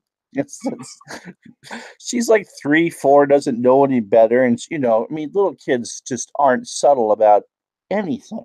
No. And so I'm trying to pretend I'm asleep. Maybe I can fool her. I don't think I did. And so I can smell this stinky doll coming up, and then she squeezes it. And so I get this dirty, musty smell, and then that's artificial strawberry. You got a strawberry shortcake fart. Pretty much is what I got. And I think I lit into her because I got yelled at for it. She went, mommy. You see, she had the A-bomb. You understand? The mommy. No. You weren't winning that. No. That's funny. No, my action figures were the guys from Emergency and those tall football people. If you hit the helmet, slap the helmet. Super Jock. Yeah, I had those. Those are they fun. didn't have strawberry. I had, speaking of Emergency, God, we're going down memory lane. This is what we like to do. I had the lunchbox, and on one side it was two characters. I wish I still had it. Oh, okay. That's worth a lot of money. Imagine people are going to, I'm like, I had that. I could be retired because some idiot's going to pay me a lot of money. But on one side, it had the emergency characters, and then you flipped it. On the other side, they had like little Billy Dumbass with his head stuck through the stairs going up with the opening, and he had his head stuck in there, and they're like trying to push his head back through. I'm like, just leave little Billy Dumbass in there. Dumbass. Is that Blueberry Bitch's cousin? I think it is Blueberry Bitch's cousin. Bubba Husky says, I don't know if I can say this, but I'm gonna. I'm sure we're gonna get banned for this one. Uh-oh. Short. Why don't we just read it? No need to say it. It's in the chat. It's in the chat. So everyone who's watching this, just read it, and you can send your letters to Bubba. No, send them to me, and it's very funny. It is Strawberry funny. shortcakes farts are nothing compared to Queef. They're quite worse, Queef. That's not where I want the whipped cream coming from on a strawberry shortcake.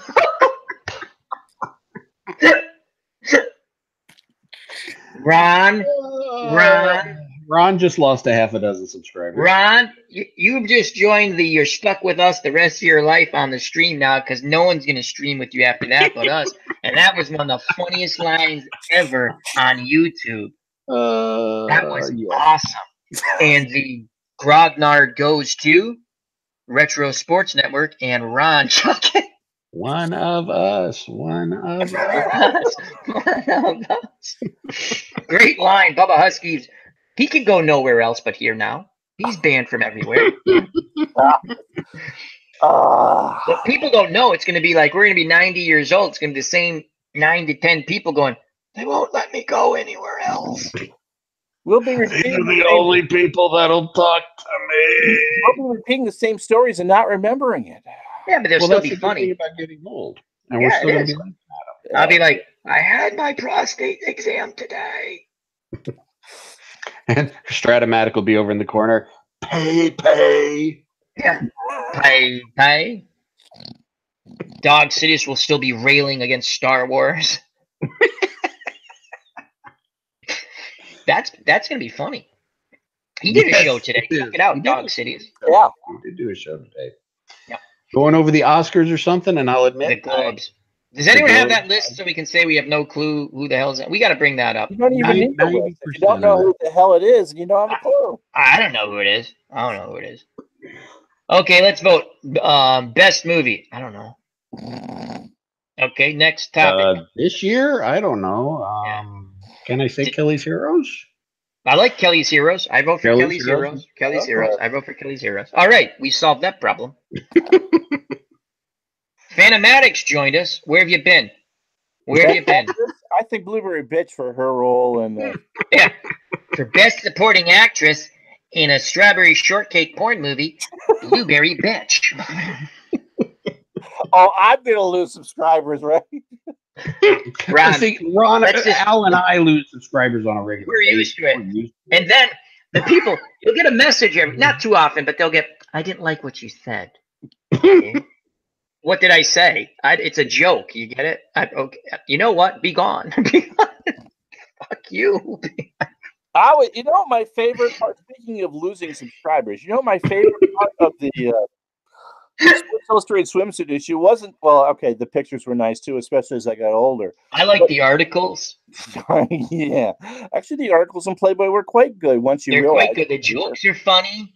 I got Penthouse for the form. Oh yeah, the form was good too. Yeah, The interviews. Okay, The now interviews. stop remembering your naps from when you were 17.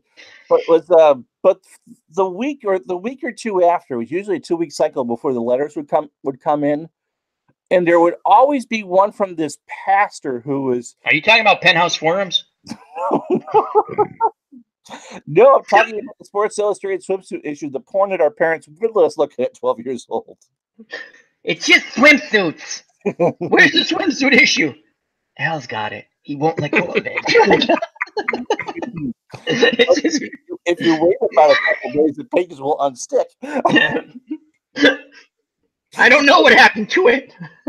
So, but anyway, and a couple of weeks later, it always would come out around Valentine's Day too. Did you ever notice that? I was in love.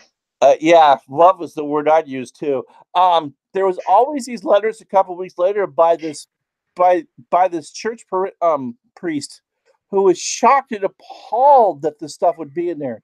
It's like, But he had 52 copies, right? SI swimsuit issues about? It's about the SI swimsuit issue. That's right, and because you want to spend $150 on the bikini, Exactly. You want to picture Kate up. What's funny? The more they spent on the bathing suit, the less there was. Yes. Awesome. Yes. Anyway, we have Phantomatic in the chat. Thank you very much for coming. And Baseball Demos with Dave. He says, any movie with Clint Eastwood gets my vote. I'll say yes to that. He's We 88 picked years Kelly's old. Heroes. Well, not every Clint Eastwood movie. Well, what's a bad... Oh, you know what one I hate? Bustin' Loose? No, I like that. That was... The one with the... I like that. You mean Every Which Way But Loose? No, I think that was a there's good a couple movie. sequels with him and the damn chimp. I still like that. Orangutan, Ron. No, Leadfoot and... Nope. You'll never guess the one I hate. As The Beguiled. Okay, I was about to say if you were that one. The Beguiled was... You want to talk about a bunch of evil bitches. Oh, the Civil War one. They cut his freaking leg off. I was like, I'm watching this as a kid going, Clint Eastwood movie, right? It's Clint Eastwood week at the 4 o'clock movie, and I have my popcorn. I'm like, what the fuck is this shit? I was horrified. I'm like, and then they poisoned him at the end. I was like, because the crazy old lady was hot for Clint. And Clint was plowing all the other chicks. Why this was on the 4 o'clock movie, I don't know. Because it was Clint Eastwood. Yeah. But another bad Clint Eastwood that I can't stand, Play Misty for me. Is what? I can't stand Play Misty for me. Oh. Was that the rape one? Yes. Yeah, I feel really, yeah, I know it's a revenge, and I don't like that one either. I just don't like the subject matter. I've never been, it's disturbing to me. I know it's a movie, it's just, I'm glad all those bastards got what was coming to them. It's disturbing. So I know you probably feel like, really? Yeah, that's disturbing to me. You should all be disturbed by that type of movie. Let's see. JT Dutch says, hi there, Al. Favorite Clint Eastwood movie? In the Line of Fire. Oh, he was a Secret Service. Yes, he was. That was a good one. That's a good one. Baseball Demos. Heartbreak Ridge was a classic. That was an entertaining one. Kelly's Heroes he's great in. I liked Any Which Way But Loose. Left Turn, was it? No, Right Turn, Left, whatever. Clyde, yeah. Yeah, Clyde. He did one where he was like a singer, or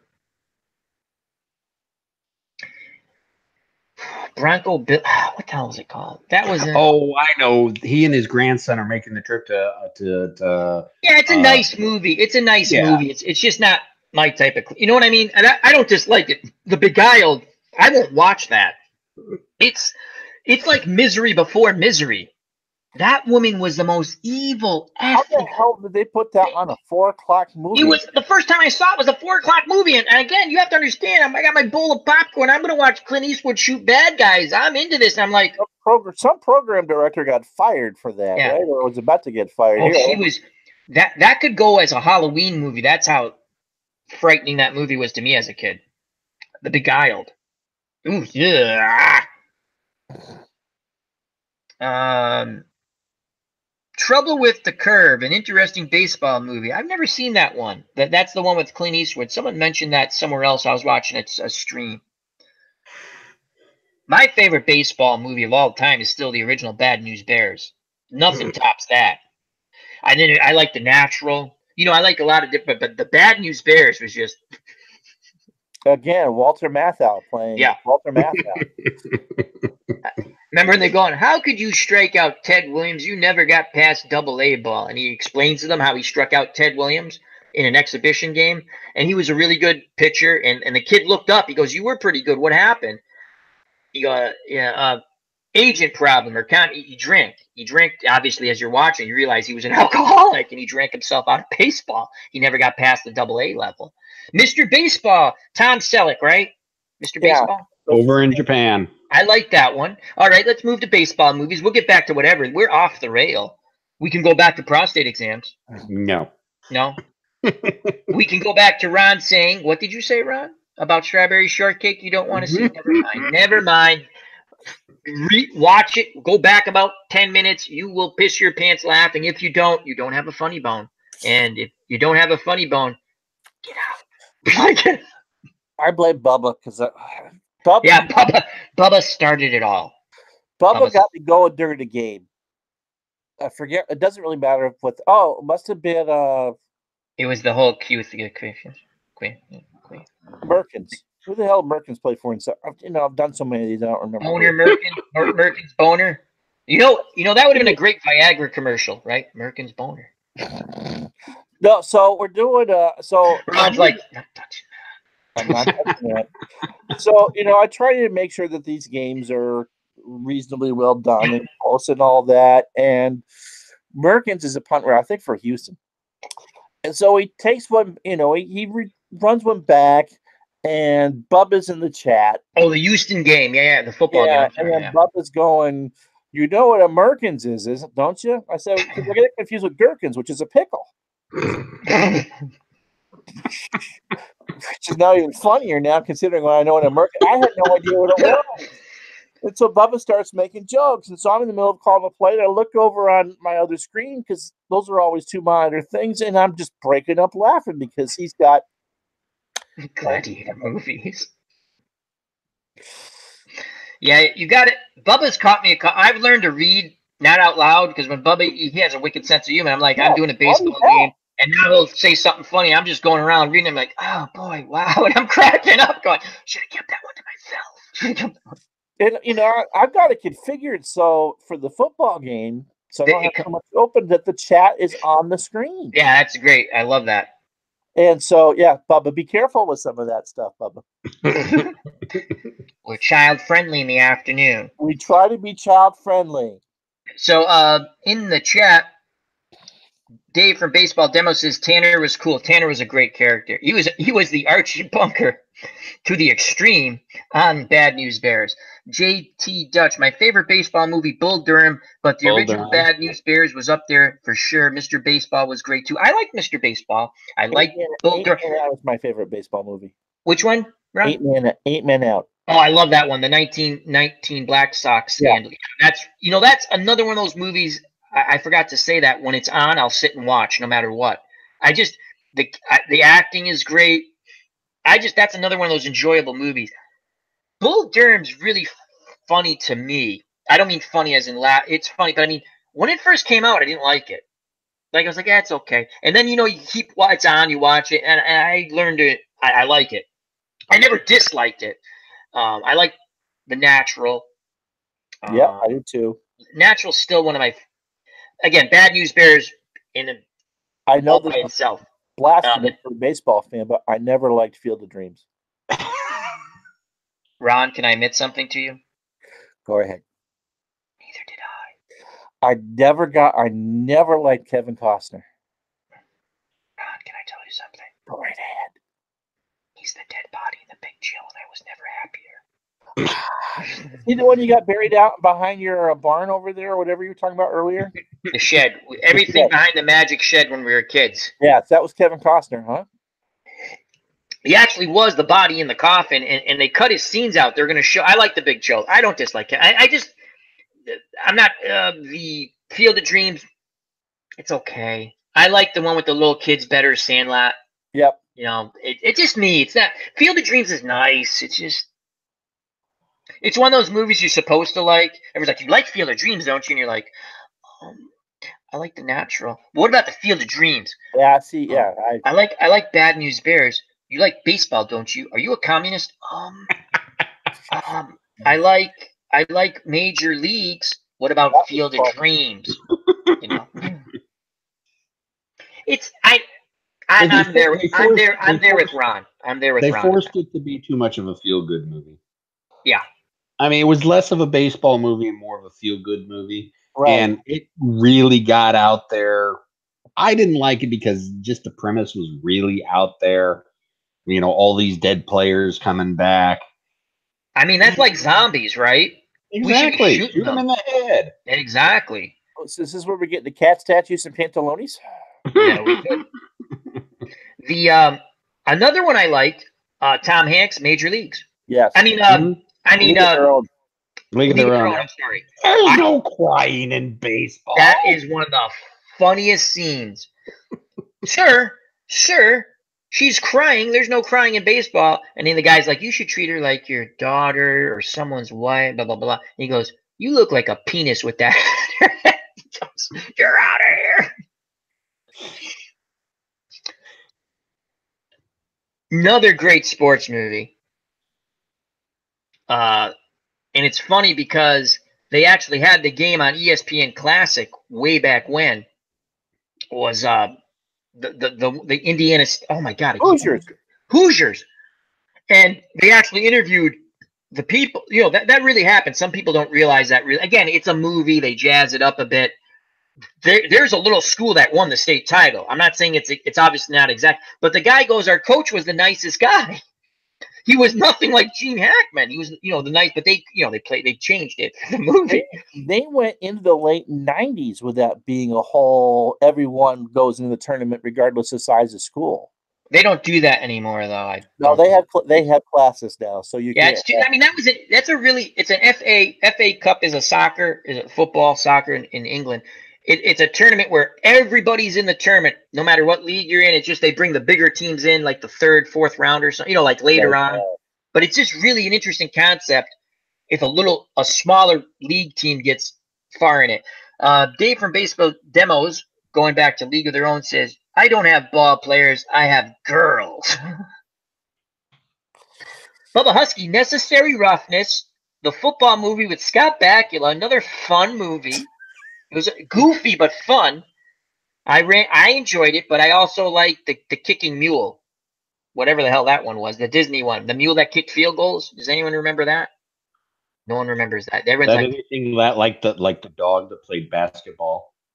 No, it was better. It's a mule that kicks Oh. field goals. A mule that kicks field I don't goals. know. I know what you're talking about, but I can't remember the name of the movie. And they had the Eastern European kid going, Yershus, or when he'd say the word and the mule would kick like 90-yard field goals. And they kidnapped the mule. The gamblers kidnapped the mule to make sure they couldn't win the big game. It was hilarious. Don't you remember Sylvester Stallone's soccer movie?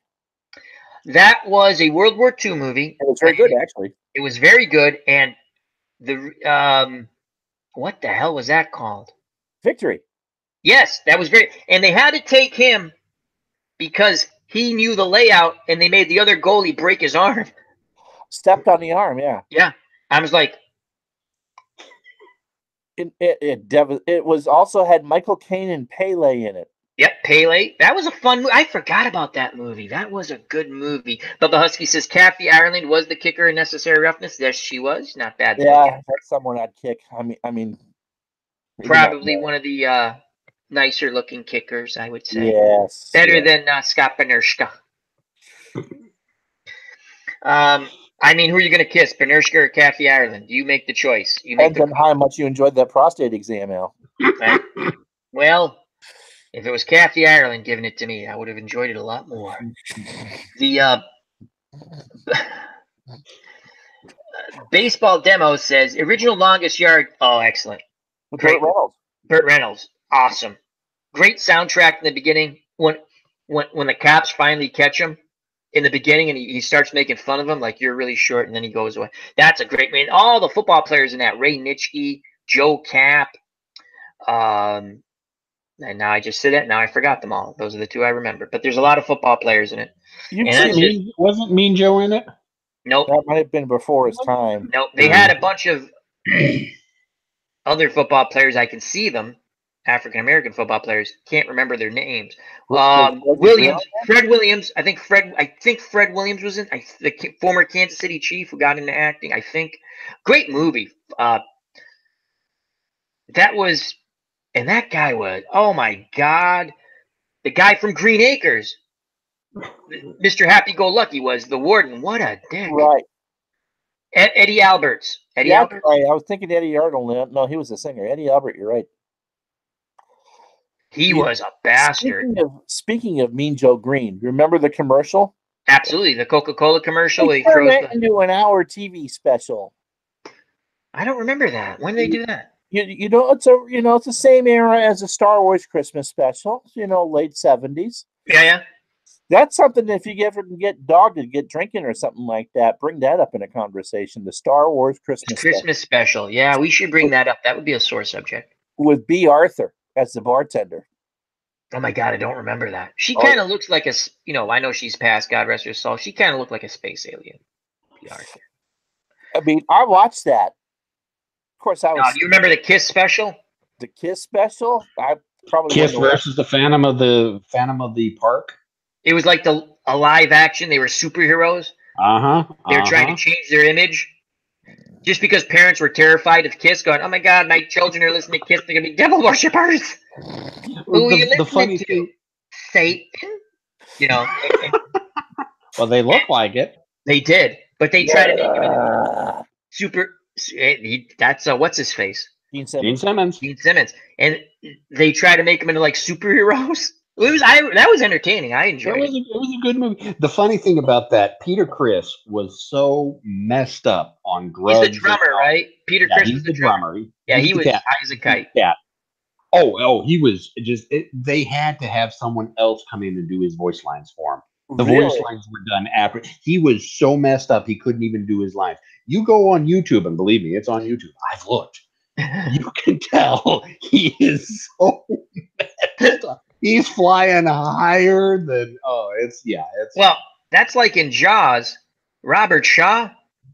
They go, the best scenes he did was when he was drunk. They're like, he's drinking a lot, and they're like, we don't care. His scenes are good when he's drunk. Let him drink. So, in fact, that whole scene with the Indianapolis. Yeah, they said he had a few pops in him, and that was an ad. They said that was pretty much ad lib, where he just went off on where he wanted to go with it. I mean, they had a certain thing in there, but he did it his own way. That's another fun movie, Jaws, fun for the whole family. Except for except for when you're 8 years old and the head falls out of the. Let me tell you something. I've seen that movie a gazillion times. Well, that's an exaggeration. Half a gazillion times. I own it, right? Here comes the scene with the head. I know it's coming. I still jump. I can't help it. I jump. I know the scene's coming. I'm like, Al, the scene's coming. Stop being a strawberry shortcake, okay? Don't jump. Be a man. Be a man. I'm going to be a man. I'm going to be a man. And I jump, and then, the TV looks at me and goes, you effing strawberry shortcake. And I remember, the first time I saw that, you want to talk about crap in your pantalones? I thought that was a shark, and that head pops out. And then the mayor, again, the best. The mayor's the best. He's like, do you have this too? It was as big as it. Where is it? I dropped it. Oh, you dropped it. You'd like to prove that, or then you'd like to get yourself in National Geographic. I'm like, wow, he's a dick. If I talked like that when I was 8 years old, there'd still be a bar of soap. No, I didn't talk like that when I was 8. I was 7. Oh, 7. Oh, no, I didn't talk like that. I'm just saying now. We should come up with our top 5. That guy's an a-hole character thing one of these nights. Plenty of people. When I was in college, they would show movies every once in a while, and Silence of the Lambs was one of the ones that they showed. Ooh, Silence of the Lambs. And, Clarice. oh yes, Clarice.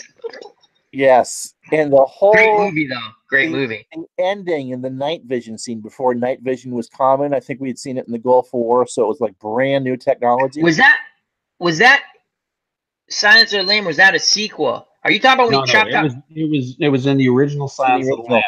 At the very end, Buffalo Bill had some night vision device. Yes. Yep. Yes. The guy with the dog who was on Monk. He was the captain in Monk. Put the lotion in the basket. Put the lotion in the basket. Remember he had the poodle? I got some lotion back there. Oh, yeah. He was a creepy dude. Would you blank me? I would. Good. I'm not going to blank you. You got something tucked between your legs. So I'm watching Monk, right, for the first time years ago, and I'm looking at that guy. I'm going, God, that guy looks familiar, right? I go, that guy looks familiar, the captain. And it's something that came to me after it had been on for a few years. After, I guess originally it was on CBS. CBS cut it, went to its USA's own, I think. USA picked it up, yeah. Picked it up. And I like Monk. So I'm sitting there going, I'm talking to my brother, and I'm like, God, that guy looks familiar. And he goes, Silence of the Lambs. I'm like, I went, holy shit, he's the dude. He goes, which? I'm like, he's like, yep. I was like, oh my God. What, Tony Shalhoub? He was in Wings. No, not Tony Shalhoub. The guy in Silence of the Lamb, Bill. What was his name? Buffalo Bill. Buffalo Bill. He's the captain in Monk. Oh. And it freaked me out. Yeah, Tony Shalhoub was in Wings. Wings was a fun show. Yes, it was. Out in Natick, supposedly, right? Natick? I don't know. I thought it was down by the vineyard. That could be that too. Some place where sharks eat seals. And if you go in the water, here's what I recommend. If you don't like someone and you live up in the Cape Cod area, buy them an outfit that looks like a seal and say, yeah, go swim the water. Yeah, I'll pay you $100 to go swim the water. Go out a little farther, jackass. The opinions expressed on this show are of Al RedSoxFan and not the other participants. Come on, you want somebody that you don't like to, make him drink some. We can do a show on that. On who we want to give a steel swimsuit to. Long list. It's I'm funny. Saying we should. I'm saying we could. Bubba Husky says the warden in the Silence of the Lambs was a real asshat. Well, you know who underestimated Crazy Person? Were the two were they state troopers or just federal agents? Remember he butterflied them? I was like, the only thing missing from that was they're wearing red, like a Star Trek thing, like. Yeah, oh yeah, you knew that was coming. You knew that was coming. Their red shirt. The only red shirt that ever survived on Star Trek was Scotty. Scotty had the only red shirt that mattered. Everyone else, they're like, "Oh my god, I'm gonna be on Star Trek," and they look and they're like, "What color's my?" Oh, I got one of these little smart speakers over here that goes with a certain company, and one of the names you can call it is computer. So, oh, that'd be cute, computer, play me. And I realized I'm on the computer all the time. It would just never shut up if that was the case. talking about never shutting up. The game What? that Devin plays, the things Oh. like you are under attack. You are under attack. I'm like, it's only gonna say it twice. You are under attack, and like by the 8th time, I'm like, Devin, kill him. It's not supposed to do that. I think that's a bug, but yeah, it's only supposed to say it once or twice, not repeat it 75 ad times nauseam. later. Were you ever able to board that ship the first night? Nope, it's bugged. I don't know. I've checked the forums. It's bugged. Within like the first year of my gameplay, this stupid ship bugs out of my system. And so there's this cultist ship just sitting right there in orbit. I can't do anything with it. I want revenge on the people who stole stuff from us in the beginning of the game. Oh, yeah. The friggin' gypsy caravans. Yeah. We're going to get them, man. Saw my response to that. I said Al in the chat to Devin that night. I said, first gate day of a paradox patch equals root canal by a dog. I saw that. There's some truth to that. There is a lot of truth to that. But and it's like I say, you can have 10,000 people find more bugs in 10 hours than you can have with 10 people finding in 10,000 hours. It's just, That happens with those games, though. Yeah, I mean, it's yeah. Bubba Husky in the chat says, the lady from Monk was on Two Girls, a Guy, and a Pizza Place with Ryan Reynolds. Ryan Reynolds was on that? He was on Two Guys? Ryan Reynolds. I never really watched that, though. But hello, JD. He's put something in the link. I don't know if that's a stream of his, but feel free to check it out. JD, another good friend of the channel. Check him out. What were we talking about? Everything. I'll be right back. And Devin has left us. It's just me and you, Ron, now. Me and you. I don't have any more jokes about strawberry shortcake. Dude, that is the funniest thing ever on YouTube. And people don't know. You got to go back and watch that. Bubba Husky typed something in. I sort of read it. And then Ron hit it out of the ballpark. That is what you call a grand slam. If you had an 8-run homer, that was it right there, folks. If you're joining us late, you missed it. That's why you gotta be here. This whole thing started on the wrong way when you're talking about your prostate exam. Well, I had one. I mean, I'm just telling you. Yeah. I want to discuss with someone about my prostate exam. I had one. Is it actually okay now that we've gotten a little bit intimate here into this conversation? Did it come back all right?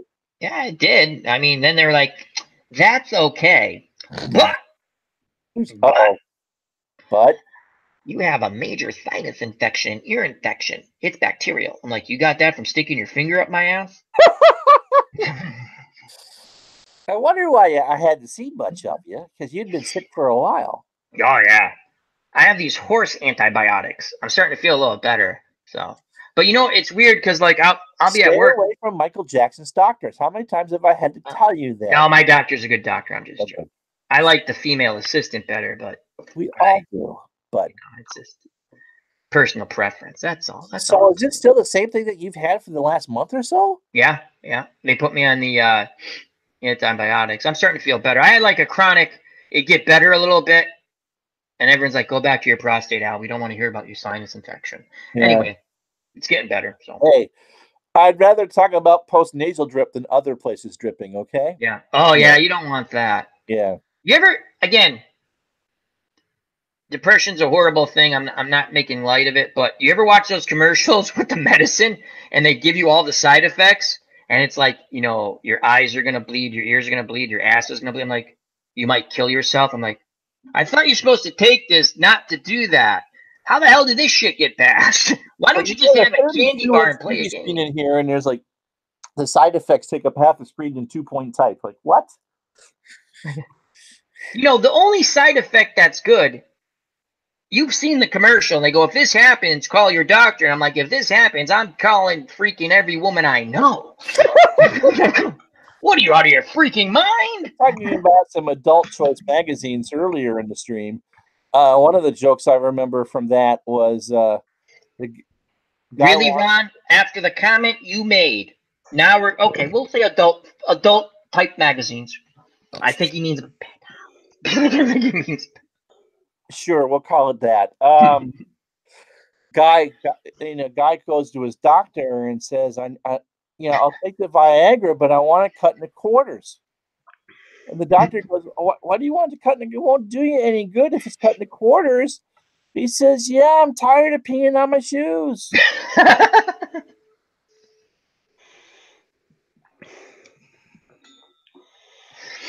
He they did one of the funniest Viagra jokes on. I don't know if anyone's watched Bob's Burgers. Great cartoon, Bob's Burgers. It's like a family. They work together. It's a burger place. It's a diner, and his wife. They have date night, and they did a spin-off on the Goonies, and they throw in a Viagra joke, meaning on date night she mixes something in the meatloaf, right? And so they got to go look for the kids, and he doesn't understand why he has this constant erection. And then she explains it to him. He's like, "Why would you do that to me?" She goes, "I didn't know we were going to go to the kids. I was talking with Helen, and she says she does this to her husband, and he doesn't know, and they have a good time." He's like, "But, honey, it won't go away." It was just funny. Bob's Burgers, great cartoon. Highly recommend. The guy who does the voice for Bob and Bob's Burgers is also the guy who does the voice for Archer. And I love Archer. And there was a cartoon, Home Movies, and he was the voice of the coach, the soccer coach. If you get a chance to see Home Movies, freaking hilarious. It's these three little kids who make home movies. They want to be, directors and blah blah blah, and actors. And it revolves around the soccer team. That's horrible. And this coach who doesn't know how to coach soccer, and it's just a funny cartoon. Old cartoon. Again, that wasn't like a kid's cartoon. Not horrible. It's more like a Simpsons or Family Guy. Family Guy, more raunchy than The Simpsons, less raunchy than Family Guy, in between. Funny stuff, though.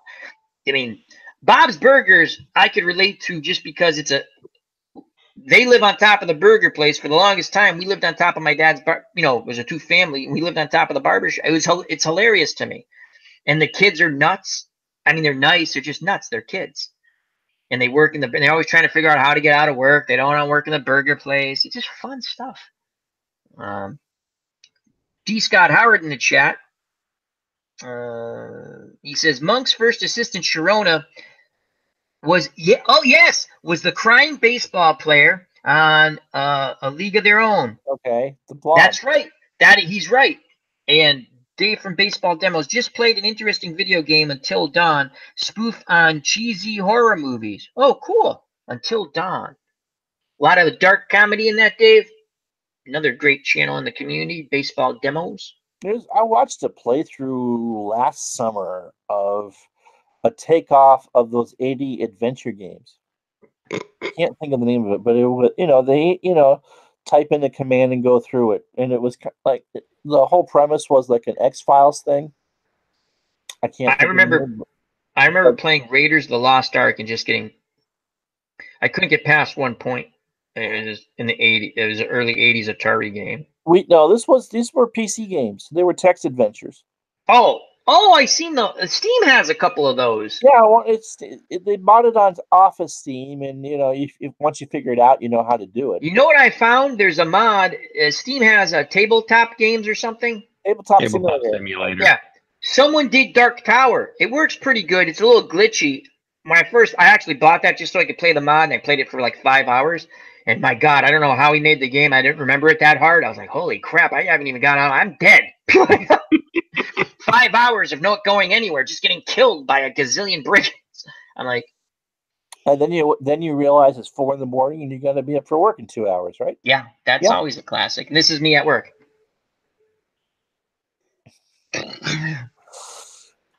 You don't need to be productive, Al. They're going to pay you anyway. No, I have to be productive. I have to try. I got to fake it. I got caught at work with a basketball game. where I used to work, we had Yeah, but you worked for a sports thing. No. This was years ago. I worked for a disability rights organization in the '90s, which is why I now do sports for a living, because that was enough to sour me on that. But there was a game for the MAC that you could had a whole bunch of basketball seasons, and so I played Celtic games while I was supposed to be doing something else, or Yahtzee, one of the two. I always liked And Yahtzee. and so they were doing something with the database, and I couldn't do anything for an hour, and so I just like did an auto sim of like 3 or 4 weeks. And the person that was supposed to help me out comes in and looks at the computer. Ron, do you want me to say these basketball scores for you? Oh man, jackass. She now runs the place. I hate those people. Yeah. Anyway, back to the chat for a moment before we all incriminate ourselves and Bob Mueller's at our door. It's a joke, people. My God, it's a joke. Don't leave the comments, or leave the comments. I don't give a shit. Dave from Baseball Demo says, Until Dawn has butterfly effect, so you can play and get different outcomes based on early events. That's cool. And he says GTA 5, which is Grand Theft Auto 5, is wild too. I played a little. Oh, go ahead. Yeah. I played one of those Grand Theft Auto games a long time ago. It was cool. It was all right. I spent too much time doing things I shouldn't do. And that's what the fun of open world games is. Like Red Dead Redemption, you can go around and do whatever you want. But yeah, GTA 5 had a really good storyline. The characters were real compelling. And the cool thing about GTA 5 is every once in a while you'd flip over to another character. You know, you'd be playing, the first guy, and then all of a sudden you're in a psychotic buddy, and then an hour later you're in the black kid, and and they've all got their own storylines going on. So it was I enjoyed the hell out of GTA 5.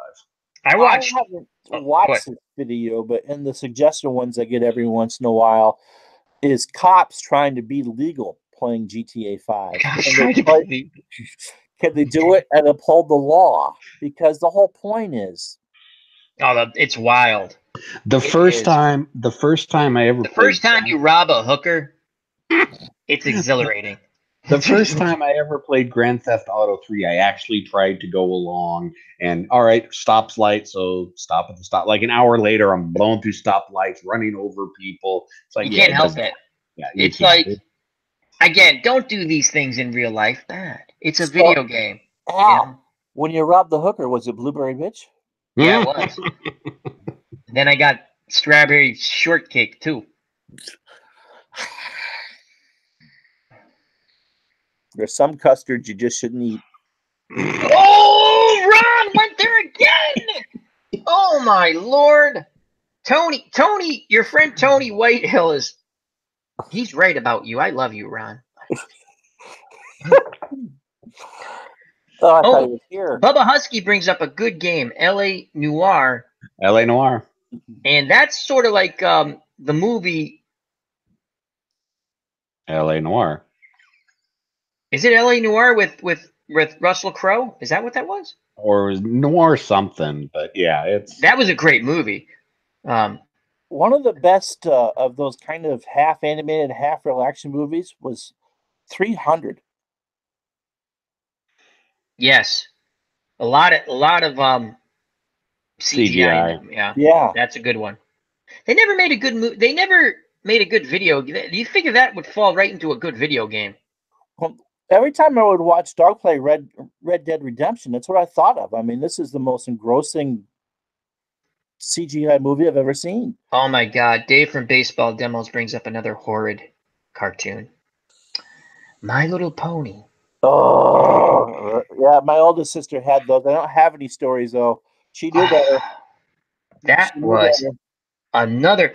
I would like My Little Pony to kill Strawberry Shortcake, and in the process break its effing leg, and then we have to My Little Pony. Oh, that was such crap. They had a cartoon too. Yeah, well, whoever said that earlier was right. It was all just vehicles to sell crap. Oh, I know. It's horrible. And then people are like, I don't know how people could even make cartoons like that. I mean, those people had to grow up with like Looney Tunes and Bugs Bunny, and they're like all excited. They're cartoonists, and they're like, you want me to draw this crap? They're the same people that do that cartoon that you hate on PBS. Oh, Caillou sucks. I'm not Yeah. joking. Your kid will be a junior communist if he watches that crap. All right, maybe not a junior. He'll get the crap beat out of him in school, that's for sure. L.A. Confidential. Thank you, Bubba Husky. Great movie. If you haven't seen L.A. Confidential, I never remember the lead actor, but Russell Crowe's in it, and another great character actor who plays the bad cop, and it's Kevin Spacey, who we will not talk about because it's Kevin Spacey. He's in it. It's a good movie. Thank you, Bubba Husky. L.A. Confidential. Mulholland's Drive was good. Chinatown. Those are all good movies. But it's L.A. Confidential. Yeah, and they're all the noir type of almost like Maltese Falcon with Humphrey Bogart. Those are film noir movie. You know. You want to talk about dark movie? 1 hour photo with Robin Williams. You know, he's excellent. God rest his soul in that movie. I only watched it once. That's about all you could watch it. Because it's disturbing, and I didn't want to see Robin Williams play that role of a psychopath. Creepy as anything. And Devin, and people in the chat, because they're of a certain age, they remember the whole, let's go get our photos done. Oh, sure. Right? You go rush and you get your photos out, and you see that kid go, like, maybe this was a bad idea. You know, the Great Rutland Mall had a photomat as you drove in. Yep. So you could drop off your picture. Too funny. Go get your stuff at the mall, and they would be done by the time that you would actually, or overnight. Yeah, it was 24 hours. Come back 24 hours. 24-hour photos. That's what I remember. Those little shacks were everywhere. Oh, sure. In fact, when I was a kid, I was like, I want to work there. My dad's like, are you stupid? Yes. I was like, I can listen to the radio and drink soda all night. Yeah. Falling Down with Michael Douglas. Great movie. That's one of those films that the older you get, the more you can relate to. You absolutely relate to that movie. I do. Here's my point on that movie. I know he has an anger issue. Okay? He's right with almost everything. I'm not agreeing with what he does. And at the end, do you learn to really hate his wife? Yes. That's just my opinion. His ex-wife. I get it. He has an anger issue. And, it took me forever to figure out. Remember at the end, spoiler alert, he gets shot, he dies. I'm sorry. I told you. Watch the movie. It's still good. I could be lying to you. But at the end, when him and Robert Duvall face off, I never understood when he said, I beat you, I got you or something. And then, I'm watching the movie 2 years ago, and I saw he had the squirt gun, and he had hit him first with the squirt gun because he wanted to die, because he wanted the insurance money to go to his little girl, because his wife wouldn't let him go see his little daughter on her birthday. And he bought her this nice little, A My Little Pony? I think that's why the cop shot him. Really? You're going to give that crap to your daughter? That was a good movie. That's a good one, Bubba Husky. I haven't seen that in a while. I actually own that one, too. Falling Down. Michael Douglas. That's a good one. I like that one. I like when he has a little kid, and the kid goes, you making a movie? And he's like, yeah. He goes, remember this great the rocket launcher, and the kid's telling him. The kid's like, you're doing it wrong. Let me show you. And the kid's, now it's going to work. He's like, whoa, those are great special effects. He's like, yeah, they are. He goes, okay. He goes, all right, have a good day. He goes, you too. And he just blew up the thing. The McDonald's thing. How funny, or what is supposed to be McDonald's. How funny was that? You wanted to get breakfast. You'd walk into that place. You literally would be 1 minute late. And you're like, well, you're not serving breakfast anymore. That was the most relatable thing. When I saw that at the movie theaters, I stood up and cheered. I'm like, he's right. That is bullshit. When you want breakfast, you want breakfast. And actually, a lot of places after that happened, people were like, you know what? We could get a psychopath in at some point. Let's just get a breakfast. That was a good movie. Dark humor all through that movie. Just a lot of people you didn't like. And you're like, again, you're not really supposed to like what the guy does, but you're sitting there going, you can relate to it. Maybe I could. And I'm sitting there going, he's right. Yeah, the older you get, the more you relate to him. Just remember, if Al ever goes to McDonald's, and if he wants the big breakfast at 6 o'clock at night, Yeah, but they changed it. I tell you, now places they changed can. because of that movie. They changed because of that movie. I'm telling you. Damn it, I want the eggs. I mean, that's like the movie with Jack Nicholas, sorry. No, Jack Nicklaus never did any movies. Oh, Jack Nicholson. But I get them mixed up. One's a The golfer, one's an or actor. the actor. The actor. It could have happened to the golfer too. I don't want to know what Jack and Barbara did together in the movie, okay? No, don't. But he goes in and he wants a sandwich on wheat bread, toast, right? And they're like, "We can't do that." And he's like, "What do you mean you can't do that? We don't put that on wheat bread." He goes, and he's looking at the menu. He goes, "You can get eggs, bacon, home fries, and wheat bread." Oh, he wanted wheat toast. He wanted wheat toast. That's what it was. He goes, and then wheat toast. He goes, "You have a sandwich with wheat bread." He goes, we can't toast the wheat bread. And he goes through the whole scenario. He goes, "All right, I'll tell you what. Order me this breakfast and also order me the club sandwich." And he goes through, hold the turkey, hold this, hold that, hold that, hold this. He goes, and then take those the 2 pieces of effing wheat bread and put them in the toaster. He's like, I can't remember what movie it is. Great scene. I never got the sense that Nicholson was actually acting through most of his roles. No, One Flew Over the Cuckoo's Nest, because because Michael Douglas either had the rights to that movie or produced it. I'm trying to think. And he wanted to play the Jack Nicholson's part. I don't know if anyone's seen One Flew Over the Cuckoo's Nest. Great movie. And again, sad at the end what they do to the characters. Again, we'll call her Blueberry McBitch, the head nurse. Blueberry Nurse Ratched? Oh my God. Nurse Ratched. She made that kid Billy kill him. Why is it always a kid Billy? I just thought of that. Billy killed himself. And it's, we all know a Billy. You've got one buried behind your shed. It's not my shed anymore. And he went home after, and we got all in trouble. Because Billy couldn't keep his mouth shut. So Billy found a garbage can the next day, and he rolled him down the hill? Yeah. He got the message. Yes, he did. I remember watching that on Heathcliff, for crying out loud. Heathcliff was an okay cartoon. Garfield.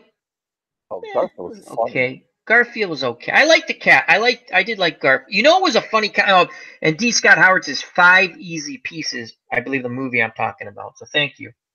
It was a funny comic when I used to read comics like in the paper. Right. I think it was called what the heck was it called? Bloom County. Bloom County? Yeah, Bloom County was great. Oh my God. You want to laugh out loud funny for me. When they had a cat who looked Bill the cat. Bill the cat. Again, Bill. And he was very thin, and I believe he had an addiction problem. And he ran for president. His addictions were the least of his problems, Al. He was the funniest character. And they had these 2 kids running his campaign. And one kid grabs the phone. Oh, the Penguin and the kid were running the campaign. Yes. And the kid grabs the phone and he goes, "Listen, we know where you live." He goes, "I swear to God, if you don't vote for Bill the Cat, we're going to come and kill you," or something to that, measure or whatever. And the Penguin grabs the phone back from him. "Please take all campaign promises." Like with it's a campaign promise. We're probably not going to keep it. And the kid's like, "I'm through messing around." That was a funny cartoon. Bloom County. They did Oddworld or something after. It was okay. It wasn't as good. I don't know why I just thought of that. I just thought of it. I don't know. You know what comic sucked in the paper? Family Circus. Oh. Sucked. Well, even after she got the haircut. Yeah, I didn't like that. I like Marmaduke. That was fun. That was good. I always read Peanuts just because I always liked Peanuts. They were really funny. Blondie was fun. It was good. The Viking guy was good. Hagar the Horrible. That was funny. We had different ones on Sunday, so we got to read Prince Valiant, which I thought was a crock of poo poo. Too many words. Handicap. Oh, you couldn't get away with handicap today. He beat the crap out of her. Yeah, well, she beat the crap out of him too. Yes. Yeah. He was a soccer hooligan, basically. I love his hot fries. Never Yeah. had the hot. Yeah. Oh yeah, those are. I remember as a kid going, I can eat this whole bag. Bad mistake. I don't know what the hell they're hot. They're sitting there I love them. and they're wicked tasty. Oh yeah. And your mouth is on fire, not realizing that drinking Coca-Cola or Pepsi makes it worse. Oh yeah. Yeah. Yes. Now, did you believe the rumors of Mikey from Life Cereal and the Pop Rocks and the Coke when you were that age? Yes. We're all around the same age, I think. Yes. And we all were sitting there with Pop Rocks and Coca-Cola going, you do it. You do it. Okay, where's little Billy? We're all going behind the shed. We're going to do a scientific experiment. Little Billy. Come here, little Billy. You like Pop Rocks? Yeah. Okay. All right. You like hanging out with us? Yeah. Okay. You're better than your cousin, older Billy, right? Yeah. Okay. You like Pop Rocks? Yeah. You like Coca-Cola? Pepsi? Coca-Cola, Billy. Okay. Now put these Pop Rocks in your mouth and drink the Coke. Shake them up. So Bill is now governor of what state? Bill is now governor of what state? Yeah, I mean, you screwed him up so much, he must have became a politician. Yeah, absolutely. California. Oh. Is that a state? I thought it was part of Venezuela. I know San Francisco is. Oh, I said it. Anyway. You know it's true. So that's where the prostate is examined, right? Yes, it is. That's what it's become. But yeah, that was funny. That was a big urban legend. The Pop Rocks and the Coke. We actually all tried that as kids. I never did the Pop. I was scared of the Pop Rocks and Coke. I did the Pop Rocks once, and it hurt. Yeah, because it would, I don't know what, it'd pop in your mouth. It was an Devin, are you old enough to? Or you're older than us, right? Yeah. Just hurt Devin's feelings. It is what it is. I turned 50 in 3 months, so Okay, so no, you're on the same age as us. Yeah, same age. Yeah. Are you saying I look older than the two of you? Well, you have. I didn't say that. Now my feelings are hurt. But did you? Let's get back to the Pop Rocks. No, sorry we hurt your feelings. Oh yeah, no, I remember Pop Rocks. I remember we did it too. We did a bunch dumber stuff too. You ever throw rocks at each other down by the train tracks? Oh hell yeah! I busted my buddy's head open one time that he had to get stitches. That's why you're on this stream. That's one of the reasons. We thought we wanted to be stuntmen once, so we took all the pillows, all the couch cushions. Oh, this is a jump off the roof story. It was a jump off the roof story. We took the mattress out of the basement in the bedroom because we were gonna be stuntmen. And of course, when we got done, we left them all out there. Yeah, of course you did. Yeah, at least we would put it behind the shed. Has your butt healed? No, we just left it out there. You ever seen Christmas Story? You know when the kid sticks his tongue on the Ralphie. Yeah, right, and he sticks his tongue on the and he gets stuck, right? We never did that. No, but they leave him, right? You ever have a friend who got hurt bad and you're like, oh shit. I mean, I told you the little Billy's like, I mean, again, I'm exaggerating slightly, but you got the kid who's like, you're fooling around. The kid really gets hurt. And you're like, what do we do? What do we do? And it's always, I mean, eventually you do the right thing, but you're sitting there going, we could leave him. I don't think his parents like him anyway. I heard them saying he's a pain in the ass. What are you guys talking about? Nothing. You're going to be okay. He's the one they call God damn it at home all the time. Yeah, exactly. So D. Scott Howard says handicaps are still going. They're hard to find in my neck of the woods. Yeah, I've seen them at Price Chopper up here. Yeah, the hot ones or just the potato. No, the hot ones. Because they had the potato. They were both good. Yeah. Baseball demos. Fed Pop. Oh boy. All right. Feed Pop. I like this. See, David from Baseball Demos has a wicked sense of humor. And he does a wonderful channel. Please subscribe if you haven't. He does a lot of marvelous. My favorite one he's doing now is the Mark Fidrich. The bird is the word. But he does a lot of different ones, but that's my favorite right now. And he does History Maker Baseball. I don't remember all, like Inside Pitch, Stratomatic. He has a lot of different dice baseball, all card and dice. But what people don't know, and I don't tell them because I don't know if he wants to know, because I think this is his guilty pleasure coming to our chats, and he just lets his hair down. He has a wicked sense of humor. He says, "Feed Pop Rocks and Coke to Strawberry Shortcake and My Little Pony." I like that, and yes, and whoever survives, we kill. It's very simple. But yeah, that's funny, Ron. You brought that up. That was a great urban legend. Like Jerry Mathers got killed in Vietnam. I mean, that might be a little too. I don't know if everyone remembers that one. And then we're like, I remember going to my dad, going, "Beaver die in Vietnam," and he's like, "What, are you stupid?" Yeah. He goes, "Your dad said that a lot, didn't he?" Yeah. He's like, "You still want to work in the photo, Matt?" Ward, weren't you a little harder to the Beaver last night? The dirtiest thing ever said on TV. You knew Ron was going there. Ron likes to let his hair down too in the chat. Yeah, I mean, in the live. Laugh, yeah. So the dirtiest thing ever said on TV. Yeah, that was the dirtiest. That was the. Yeah. Barbara Billingsley, when she was on Airplane, the movie, doing the dive thing. Oh my! That movie is, I think, one of the most I know people who watch it love it, but it's like one of the most underrated comedies ever. Leslie Nielsen, I believe that was his first comedic role. If has everyone ever seen the Poseidon Adventure? Stupid Things I Remember. He was the captain on the Poseidon Adventure. He's in like the first 10 minutes of the movie. It's a lot of him, and then the ship turns over and they're fucked. Except for Shelley Winter, she was pretty boring. Oh, I felt bad for her in the movie. And then Gene Hackman, because that's when first time we see it. I watched it with my friends, a 4:00 movie at their house, because we had heard about the Poseidon Adventure, never seen it, so we were all excited. That being a 4:00 movie, but God, I can't believe any. No, I'm telling you that there's a 4:00 movie. Oh, I believe you. I'm just saying things were different then, and we were when they ran those movies went up here.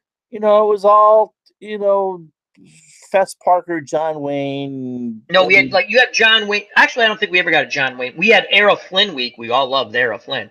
And then we learned what "in like Flynn" meant later on in life. We're like, oh, that's what that means. But the shit, I don't remember. Don't get old. No, anyway. There wouldn't be the Poseidon Adventure. Yeah, he's the captain, and the first time we watched it, sorry, Ron, the thought. See what happens? The brain circuits came back. Just talk about it. Don't talk about having the thought. Just puke out the thought. I'm gonna puke it out before I forget. Yes. No, so we're watching it, and as we're going along, we're picking who's gonna survive, and we had it down as we're watching the movie. We're just like that person. And when Gene Hackman didn't make we're like, oh damn. The remake, the sequel, that sucked. That was bad. How the hell could you do a Poseidon Adventure sequel? Exactly. Michael Caine was in it. That's why I like it. Anything Michael Caine in, I love. I don't care how bad the movie. He's always awesome. So go ahead, Ron. I'm sorry. Have you seen his guest hits on Graham Norton? Michael Caine? Yes. No, I didn't see that. Oh, well, Graham Norton is one of the most hilarious talk shows ever anyway. But yeah, Michael Caine does a couple. There's one with Michael Caine and Morgan Freeman together. Oh, I got to check that out. What's that, Graham Norton? Yeah, it's a British talk show. No, yeah. And he gets him drunk. I love Michael Caine. Again, I'm a big Michael Caine fan. I read his biography. I saw it when it was on A&E. If you're taking notes, here's one you got to watch. Okay. It's Seth MacFarlane. Okay. I know who he is. Yeah, I know who he is. doing the Liam Neeson thing as Kermit the Frog. Oh, that's got to be good. Okay, and on the couch with him is Tom Cruise, Charlize Theron, and I don't care who's next to Charlene. That's who I'm just watching the entire time. I agree. And so he does this bit. Tom Cruise and Charlize Theron, there's some serious star power right there. And MacFarlane blows the room away. He's very talented, Todd MacFarlane. Quickly to the chat. Dave from Baseball Demos giving us an update on his Mark Fidrich. He says, just finished Fidrich the next game. It was a replay of the Monday night. Oh, yes. The national game Monday night. He struck out 19 Yankees. Warner Wolf did the broadcast because the game that was supposed to be, I'm trying to remember this right, the game that was supposed to be the national Monday night game that most everyone should have got rained out. So Fidrich, yes, I think it's that because it's not the original. It's Warner Wolf and somebody else. Now he struck out 19 New York Yankees, 1976. I watched that game live. A packed house, Tiger Stadium. The only time they filled it, and they're like, I'll go back to talking about silly crap. No, I don't. I like Mark the Bird Fidrich. We're gonna talk about the bird now for just a And bit. it's your chat, so It's yeah, and we know what happens here. People don't come back, and I lose subscribers. But oh well, it happens. Right? And get cards and letters too. Yes. Anyway, he struck out 19 Yankees. That's awesome. I can't wait to when I was doing a Mark Fidrich replay on a not strategy baseball, but pure sim, and then the file got corrupted, and I want to do it again. I'm gonna wait till Dave's done with his, and that'll be a project next year. Now I might just pick. At least I want to do that game. That isn't. Oh, I'm so happy. I'm gonna listen to that probably tomorrow when I have breakfast. next year is only 23 days away, Al. Okay. Can we not tell people? Can we just I'm sorry. I screwed it up again. I have 15,000 projects that I need to complete before you. I know. We all do. On my YouTube channel. Me too. And then I get a like something in my head going, I want to start this one instead. And the other shoulder saying, no, finish that one. And this shoulder goes, oh, fuck you. And then I do the other project. Well, I hate to do this, but I've got to jump out. I've got some other That's stuff all right. We're coming to a close. Yeah. As Let's always, love the chat. Love you guys. Love doing thank you, this. Devin. We'll do this again next week. I'm only going to stay on just because I want to follow up with my Mark Fidrich thing, and then I know Ron probably has to go too. Yeah, and Ron, thank you for I probably stepping won't on. be with you next week because I got a family thing. But Okay, well, hope you enjoy that. Hope it's a good family thing. oh, it is. It is. Good, I'll get good, good. one to you. So, Ron, just send me a notification. You don't need to ask. Just send it. If I'm not going to be able to do it, I'll let you know. Okay. So Devin had to leave us. Remember, please check out the original Grognard. Wonderful military strategy channel. I just want to go to a point, Ron. Can you hang for a couple of minutes or no? Yeah. Okay. Yeah. So Dave from Baseball Demos. And thank you for everyone who jumped in the chat. A little more old school with a chat with Al. So we had a few things we're going to talk about. Next week, maybe we talk about Everyone Likes the Twilight Zone. Think of some of your favorite episodes. We'll go through that. I'm talking Tina. Oh, that scared the crap out of me. That To Serve Man. Well, I'll give you. That's one of my favorites. Man is a good one too. It's a cookbook. Dumbasses, never unarm yourselves. Or Burgess Meredith having all the time in the world because he figured The out glasses. time That's funny. Is that one of your Yeah. Those are two of my favorites. Again, Yeah. next week, think about some Twilight Zone stuff, whatever, and we might do something else. But Twilight Zone sticks in my head. So, but Dave from Baseball Demo says, Al, you're correct. I do have the secret sense of humor that sometimes comes out in the videos. Bad puns. I know I'm correct. He has a great, because I'm watching his games and he'll say things. I'm like, no one gets this. I get it. And maybe some of the other people get it. And I know he's giggling. I can see the smile, even though you can't see, I can sense the smile on his face when he's saying certain things. And I'm laughing at words. I'll have to check it out. Miami has a player in the 78 football player by the name of Vern de Herder. Yep. And I keep trying to make the Swedish chef joke. Boing, de boing, de boing. Yeah, Defensive lineman? Yeah. Yeah. Vern de Herder, and no one ever says anything in the chat. Okay, I keep trying to push that joke, and no one ever says. So, because obviously, strawberry. As everyone says, good. D. Scott Howard says, "Good night, Devin." So, I appreciate everyone who came out to the chat, and again, check out the wonderful channels we have in our community. Whether it's the people who come in the chat who are content creators, such as Baseball Demos. Fanomatic at some point will be doing. He's done a few practice things. He's getting used to it. And when he does it, he does it. And if he doesn't, he doesn't. But if he does, let's all support him. Another good friend of the channel, JD. You put a link in there. I don't know if that's a stream coming up for him, but check it out. Bubba Husky always with funny comments. Oh, man. Bubba, Tribes fan, check him out. He just finished up his Vita Blue 1971 replay, and it gives you summaries. It's a lot of fun. I missed the last one. I just watched it. I watch a lot of stuff when I'm getting breakfast ready. He says he's going to do an American League season. He'll let us know at the beginning of next year. So thank you, everyone. Bobby Cantalano, who she always jumps in the chat. She just a nice, pleasant person. Always stops by to say hi, just like Nancy T. Beatles Eternity started streaming. Check him out. And let me scroll up. He has a lot of fun with those best of teams. Yep. You know what he does great? He does that science thing, and you just listen to him talk. Watching some of that tonight, yeah. Oh, you'll love it. It's like watching Nova. To me, the voice. He has a great. I want to get him on. He doesn't want to come on. I mean, when he comes back to the States, he's going to come. The Cubs, the Bears, good friend of the channel. I haven't seen him in a while. I'm glad he's still the great white sharks out there watching. In the briny deep.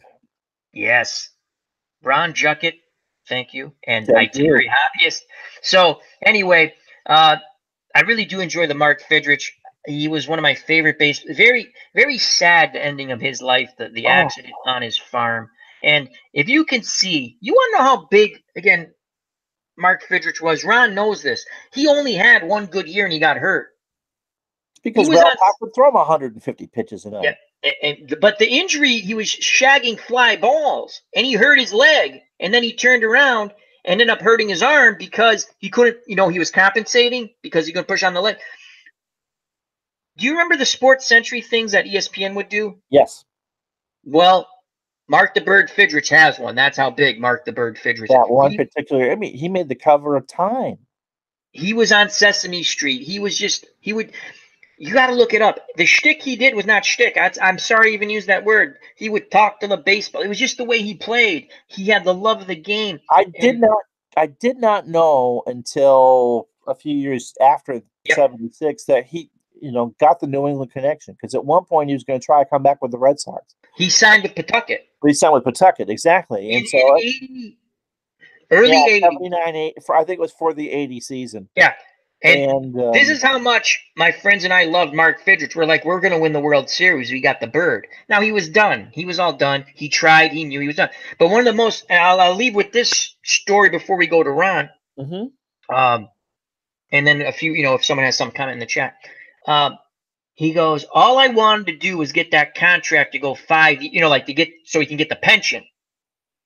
That's all I wanted. And he pitched so well in 76. People lobbied. I think it was a congressman lobbied. Go, listen. The only time people come downtown to the ballpark is to see this kid pitch. He packed the ballpark, and he had no agent. He goes, I went in with me and my dad, and we negotiated the contract, and they gave me a good contract. I was happy with it because all I wanted was those 5 years where I couldn't. He couldn't get cut. He wanted to get to the pension. It's an unbelievable. It's sad. Oh. God rest his soul, I did not know Mark Fidrich personally. When he died, I cried. I'm not lying. I cried like a baby because this was someone from my childhood, and he was working on his farm, and it was something with the truck, and I messed. It fell on him. I think. That's the way I remember it. Someone said his shirt got tucked in the thing, and he got. But worse. I thought the truck. What I remember is what you just said. Either way, yeah. He was working on his truck and the jack or something, and it collapsed on him. That's the way I remember it. But it doesn't matter. It was so sad. Oh gosh. And Dave, he was like 53, 54. I mean, young man. Yep. And he was still full of life. I remember they had just did an interview. I'm not going to say that's same, but I mean, he had recently been in the news because maybe they were talking about the 19. Yeah, I think they were talking about when he struck out 19 Yankees. In 76, the Yankees win the pennant. The Tigers stink. I mean, they had Rusty Staub, and Fidrich came out of nowhere. They had a couple of decent players, but Rusty Staub is right. Yeah, Rusty Staub. That's their team. Right. Baseball Demo said Fidrich faced Rigetti in AAA Columbus versus the Paw Sox. That's right. interesting. Yeah, Pawtucket. What I say? Double. I'm sorry. You're right. They're AAA. They were AAA. But yeah, I remembered. I was so excited when he signed. I'm like, we're gonna win the World Series. It just he was a Massachusetts person, and he was nice. That wasn't phony. It wasn't phony. He did an interview. There wasn't. No one ever said anything bad about him. Never. It's just I don't know why I got very emotional when you hear that. I'm like, oh my God, Mark the Bird Fidrich passed away. First athlete I cried over when they died was Thurman Munson. You know what? You're again not a Yankee fan. I did the same thing. Absolutely. I did the same thing. It That's just struck me. Again, that's a wonderful point. You know what? You're right. That's one of the ones. An athlete passed away. I never disliked Thurman Munson. I just didn't like the team he played on. He was a hard-nosed player, played the game. I'll tell you another one, not a player, when Billy Martin passed. On Christmas night.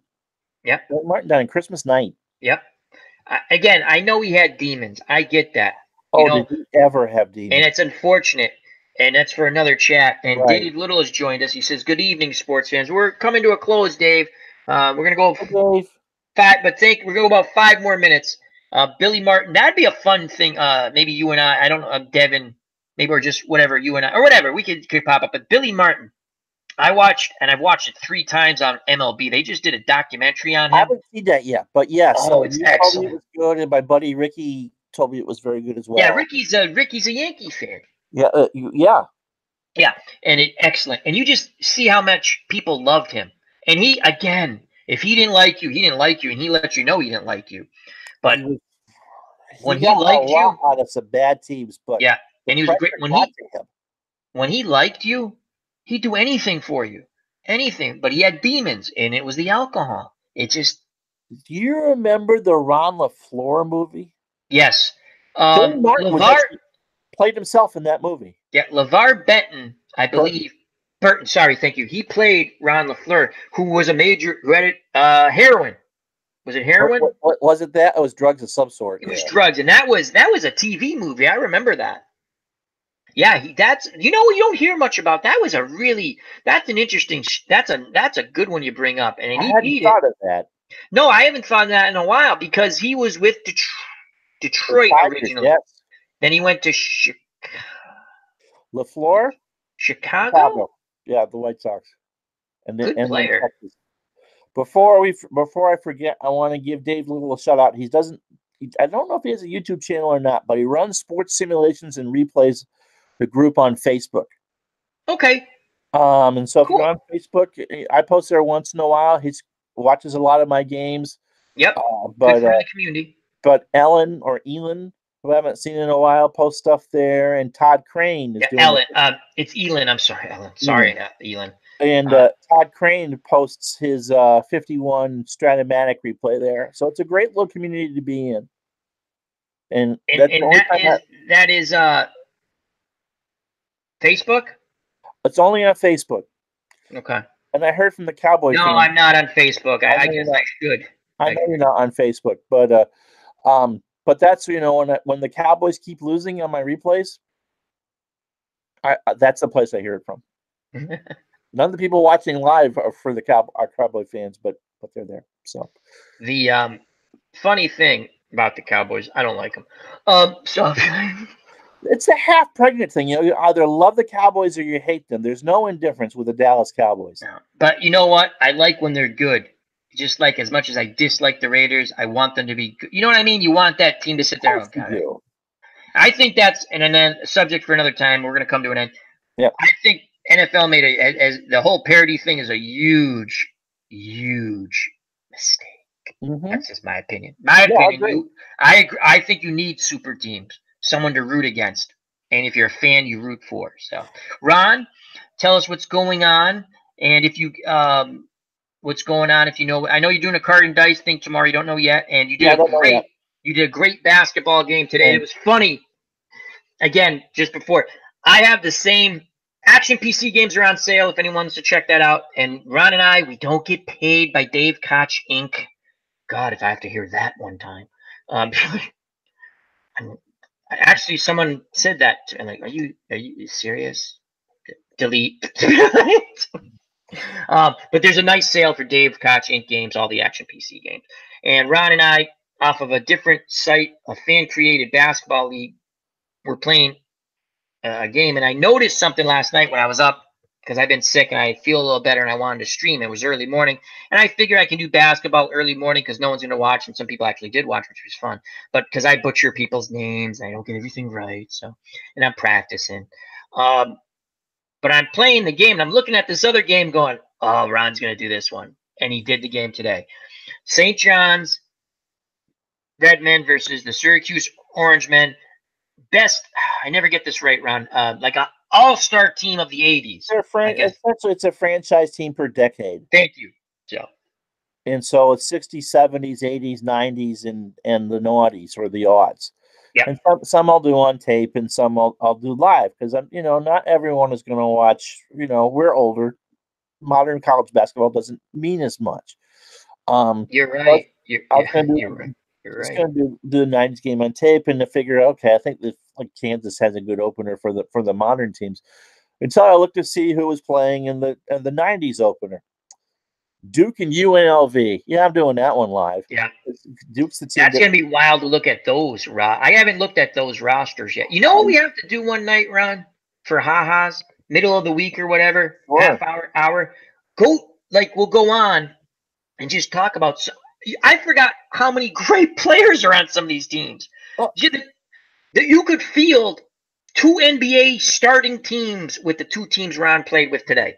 Oh, absolutely. So the one I did last week, the UCLA and Michigan game, I hadn't heard of some of the Michigan players, but it was weird to call Kareem Abdul-Jabbar Lou Alcindor. Yeah. And so I would bounce back and forth. No, that was fun. What have I got? I got cards and dice tomorrow. I've got the game I taped for Friday to play, which is Carolina and Maryland. And I think you'll find out once you get games going that those point spreads will be a little more realistic because Carolina was like a 36-point favorite over Maryland, and it wasn't a 36. Well, in my game, I finally, because I watched a little bit over it, I was a 29-point underdog, the one I put up yesterday, and it was a fun game. Let me tell you something. I didn't lose by 29 points. Yeah. Tuesday I've got a request game. It was. Oh, what's that, Ron? I'm doing, because it really doesn't matter for the playoffs, Minnesota and Detroit. Now, I did that night before Thanksgiving. I did Detroit and Denver as okay, I'm bored, I want to do something type deal. And there was some people who actually there was one person that watched live that had actually been to that game. That was their first game. And someone said, the first one I went to, Gary Danielson threw 5 touchdown passes as I'm yanking Gary Danielson out of the Thanksgiving Day game. Well, he stunk, though, in your game. And so, what game was it? It was Minnesota and Detroit in week 15. 78's Fran Tarkin's last year. Yeah, so I'll be so that's what I'm doing Tuesday. It's like, okay, cool. I'll do that. That's not a problem. Lunchtime? Lunchtime. Both is just 2 games for that, and they're both lunchtime. Now, Ron, the playoffs, you're going to do primetime. There are 9 playoff games. Yep. Some of them I'll do at lunch, and I think at least probably I'll do 2. The wild card game. Actually, you know what? Well, Christmas falls on a Tuesday. Yeah. I was going to do the wild card games during the day, but I might, because I might do the NFC wild card game on a Tuesday night, on Christmas night. Yeah, I don't think that's most people. I gotta go to work the next day, so I'm not. I like all your stuff, as you know. And it's going to be either at Washington or at Dallas if the Cowboys can't win one of their last 2 games. Well, I'm glad you're doing the live streaming. I think it's good for you. I think it's good. I think it's good for a lot of our channels, and I like the way we support one another. Yeah. So I always look forward to your stuff. Sometimes when I'm at work, I can't. No, I know, but I see that there, and that was the other thing. The Dave Gardner, who's a good friend of the channel, he's on a lot. Yep, he's on a lot. Wants to. When I said I might be doing the playoff games at 9, he said no, but I listened to you instead of Sports Talk Radio. That was in the last chat. Yep, that was in the last one. So I was like, I'm sorry. I do a lot of, if I miss stuff live, I listen, like I said, I listen to a lot of Dave baseball demos. Eric from Higher Ground Gaming. I listen to a lot of that stuff. We gotta get him on too. You gotta get him on too. Yeah, I'm going to try to because he just finished a really great 78 replay with Strat. But yeah, he did the World Series. Yeah, great game 7. Not going to spoil it. Check it out. Okay, I have to go watch. Dodgers Yankees, absolutely outstanding, and he does. See what beautiful call, beautiful call. So in a fun game. Dave Little in chat says, "Do you know what time the card and dice is tomorrow? Tomorrow, Ron." I usually try to do it around noontime because I got to be off by. I try to finish by when football starts at 1. So, anything else you'd like to share with us, Ron? Before, thanks a bunch for having me on. I always enjoy. Thank you for coming on. You're next week. You just said you got a family thing, so maybe we'll do something during the week. You know, or the week. Try to get on is Tony Whitehill. Yeah. Well, you know what sucked? You guys did that Friday thing, and I was sick as a. I know the phrase that I was sick than more than 2 dogs, and I listened a little bit and I fell asleep, right? And then I listened to it over, in the morning because it was. You did that Friday night. We did that Friday night, yeah. And I was like, I'm gonna get up and do it. I'm like, you're not getting up. Your head is pounding, and but when I'm loopy, I'm probably the funniest I'll ever be. Oh, yeah. So no, but I'd like to get Tony on, regardless on if he'd like to come on here or you guys do it again. I'd like to come on. I'd love to do that again with him. That was fun. Yeah, great. And you guys are wrestling fans. That's awesome. He's still into it. Yeah, that was wicked. Like he was going through it and stuff, and he's still into it. He lives in a very small town. Yeah. Now he does high school again. Now we've gone more than 5 minutes over. Yeah. But not that I care, but I know we gotta end. He does high school football games, so that's a really cool thing. We just had Springfield Central High School won the Division III state tournament at state championship at Foxborough the past Saturday. So that was really cool to watch on. They had it on NES, New England News, NEN. Oh, NECN. Yes. They had all the state championship games. Really? I never would have thought to look there. My sister called because I was trying to find the game for my dad, and we watched. It was a good game, close. Both teams were highly ranked. Obviously in a state title game, right. Division III. And then you see the Division I teams come out. Ooh, they're big boys. So, anyhow, thank you, Ron, and remember check out Ron Chuckett Retro Sports Network. Card and dice tomorrow. Football 78 replay playoffs and the end of the season come up, and he's got the Minnesota special request game, Minnesota Vikings at Detroit. And then the big game this week is probably for the AFC West title on Thursday, Kansas City at Denver. How the hell Kansas City? That's funny because Kansas, and again, it's a sim game. Right. So people, if you're watching, it's a sim game. Sometimes the engine doesn't always work right. Sometimes you can outfox the engine. Most people can at some point outfox the engine, right? Right. And the great thing about Action PC Sports, it adapts quite quickly. But that's one of the reasons why I do the offense, why I play both the offenses. I don't want to outfox the AI. Yeah. I tell you, I do that in a few of my things I've done. It's kind of fun.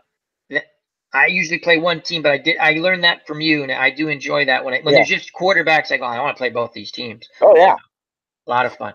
So, Ron, thank you. Any more final thoughts? No, I'm sure my wife wants to go to bed. Okay. Say goodnight to Sarah. Thank you very much. Thank you to everyone in the chat. Max Cornelius, Dave Little, Phantomatic, Baseball Demos, D. Scott Howard, Bubba Husky, JD.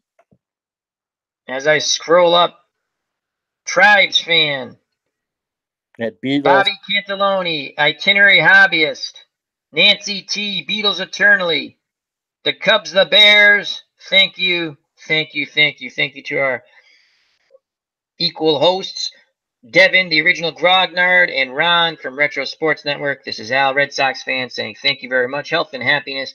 Merry Christmas. Happy holidays. Peace. God bless you. And you know it's coming one more time. Peace.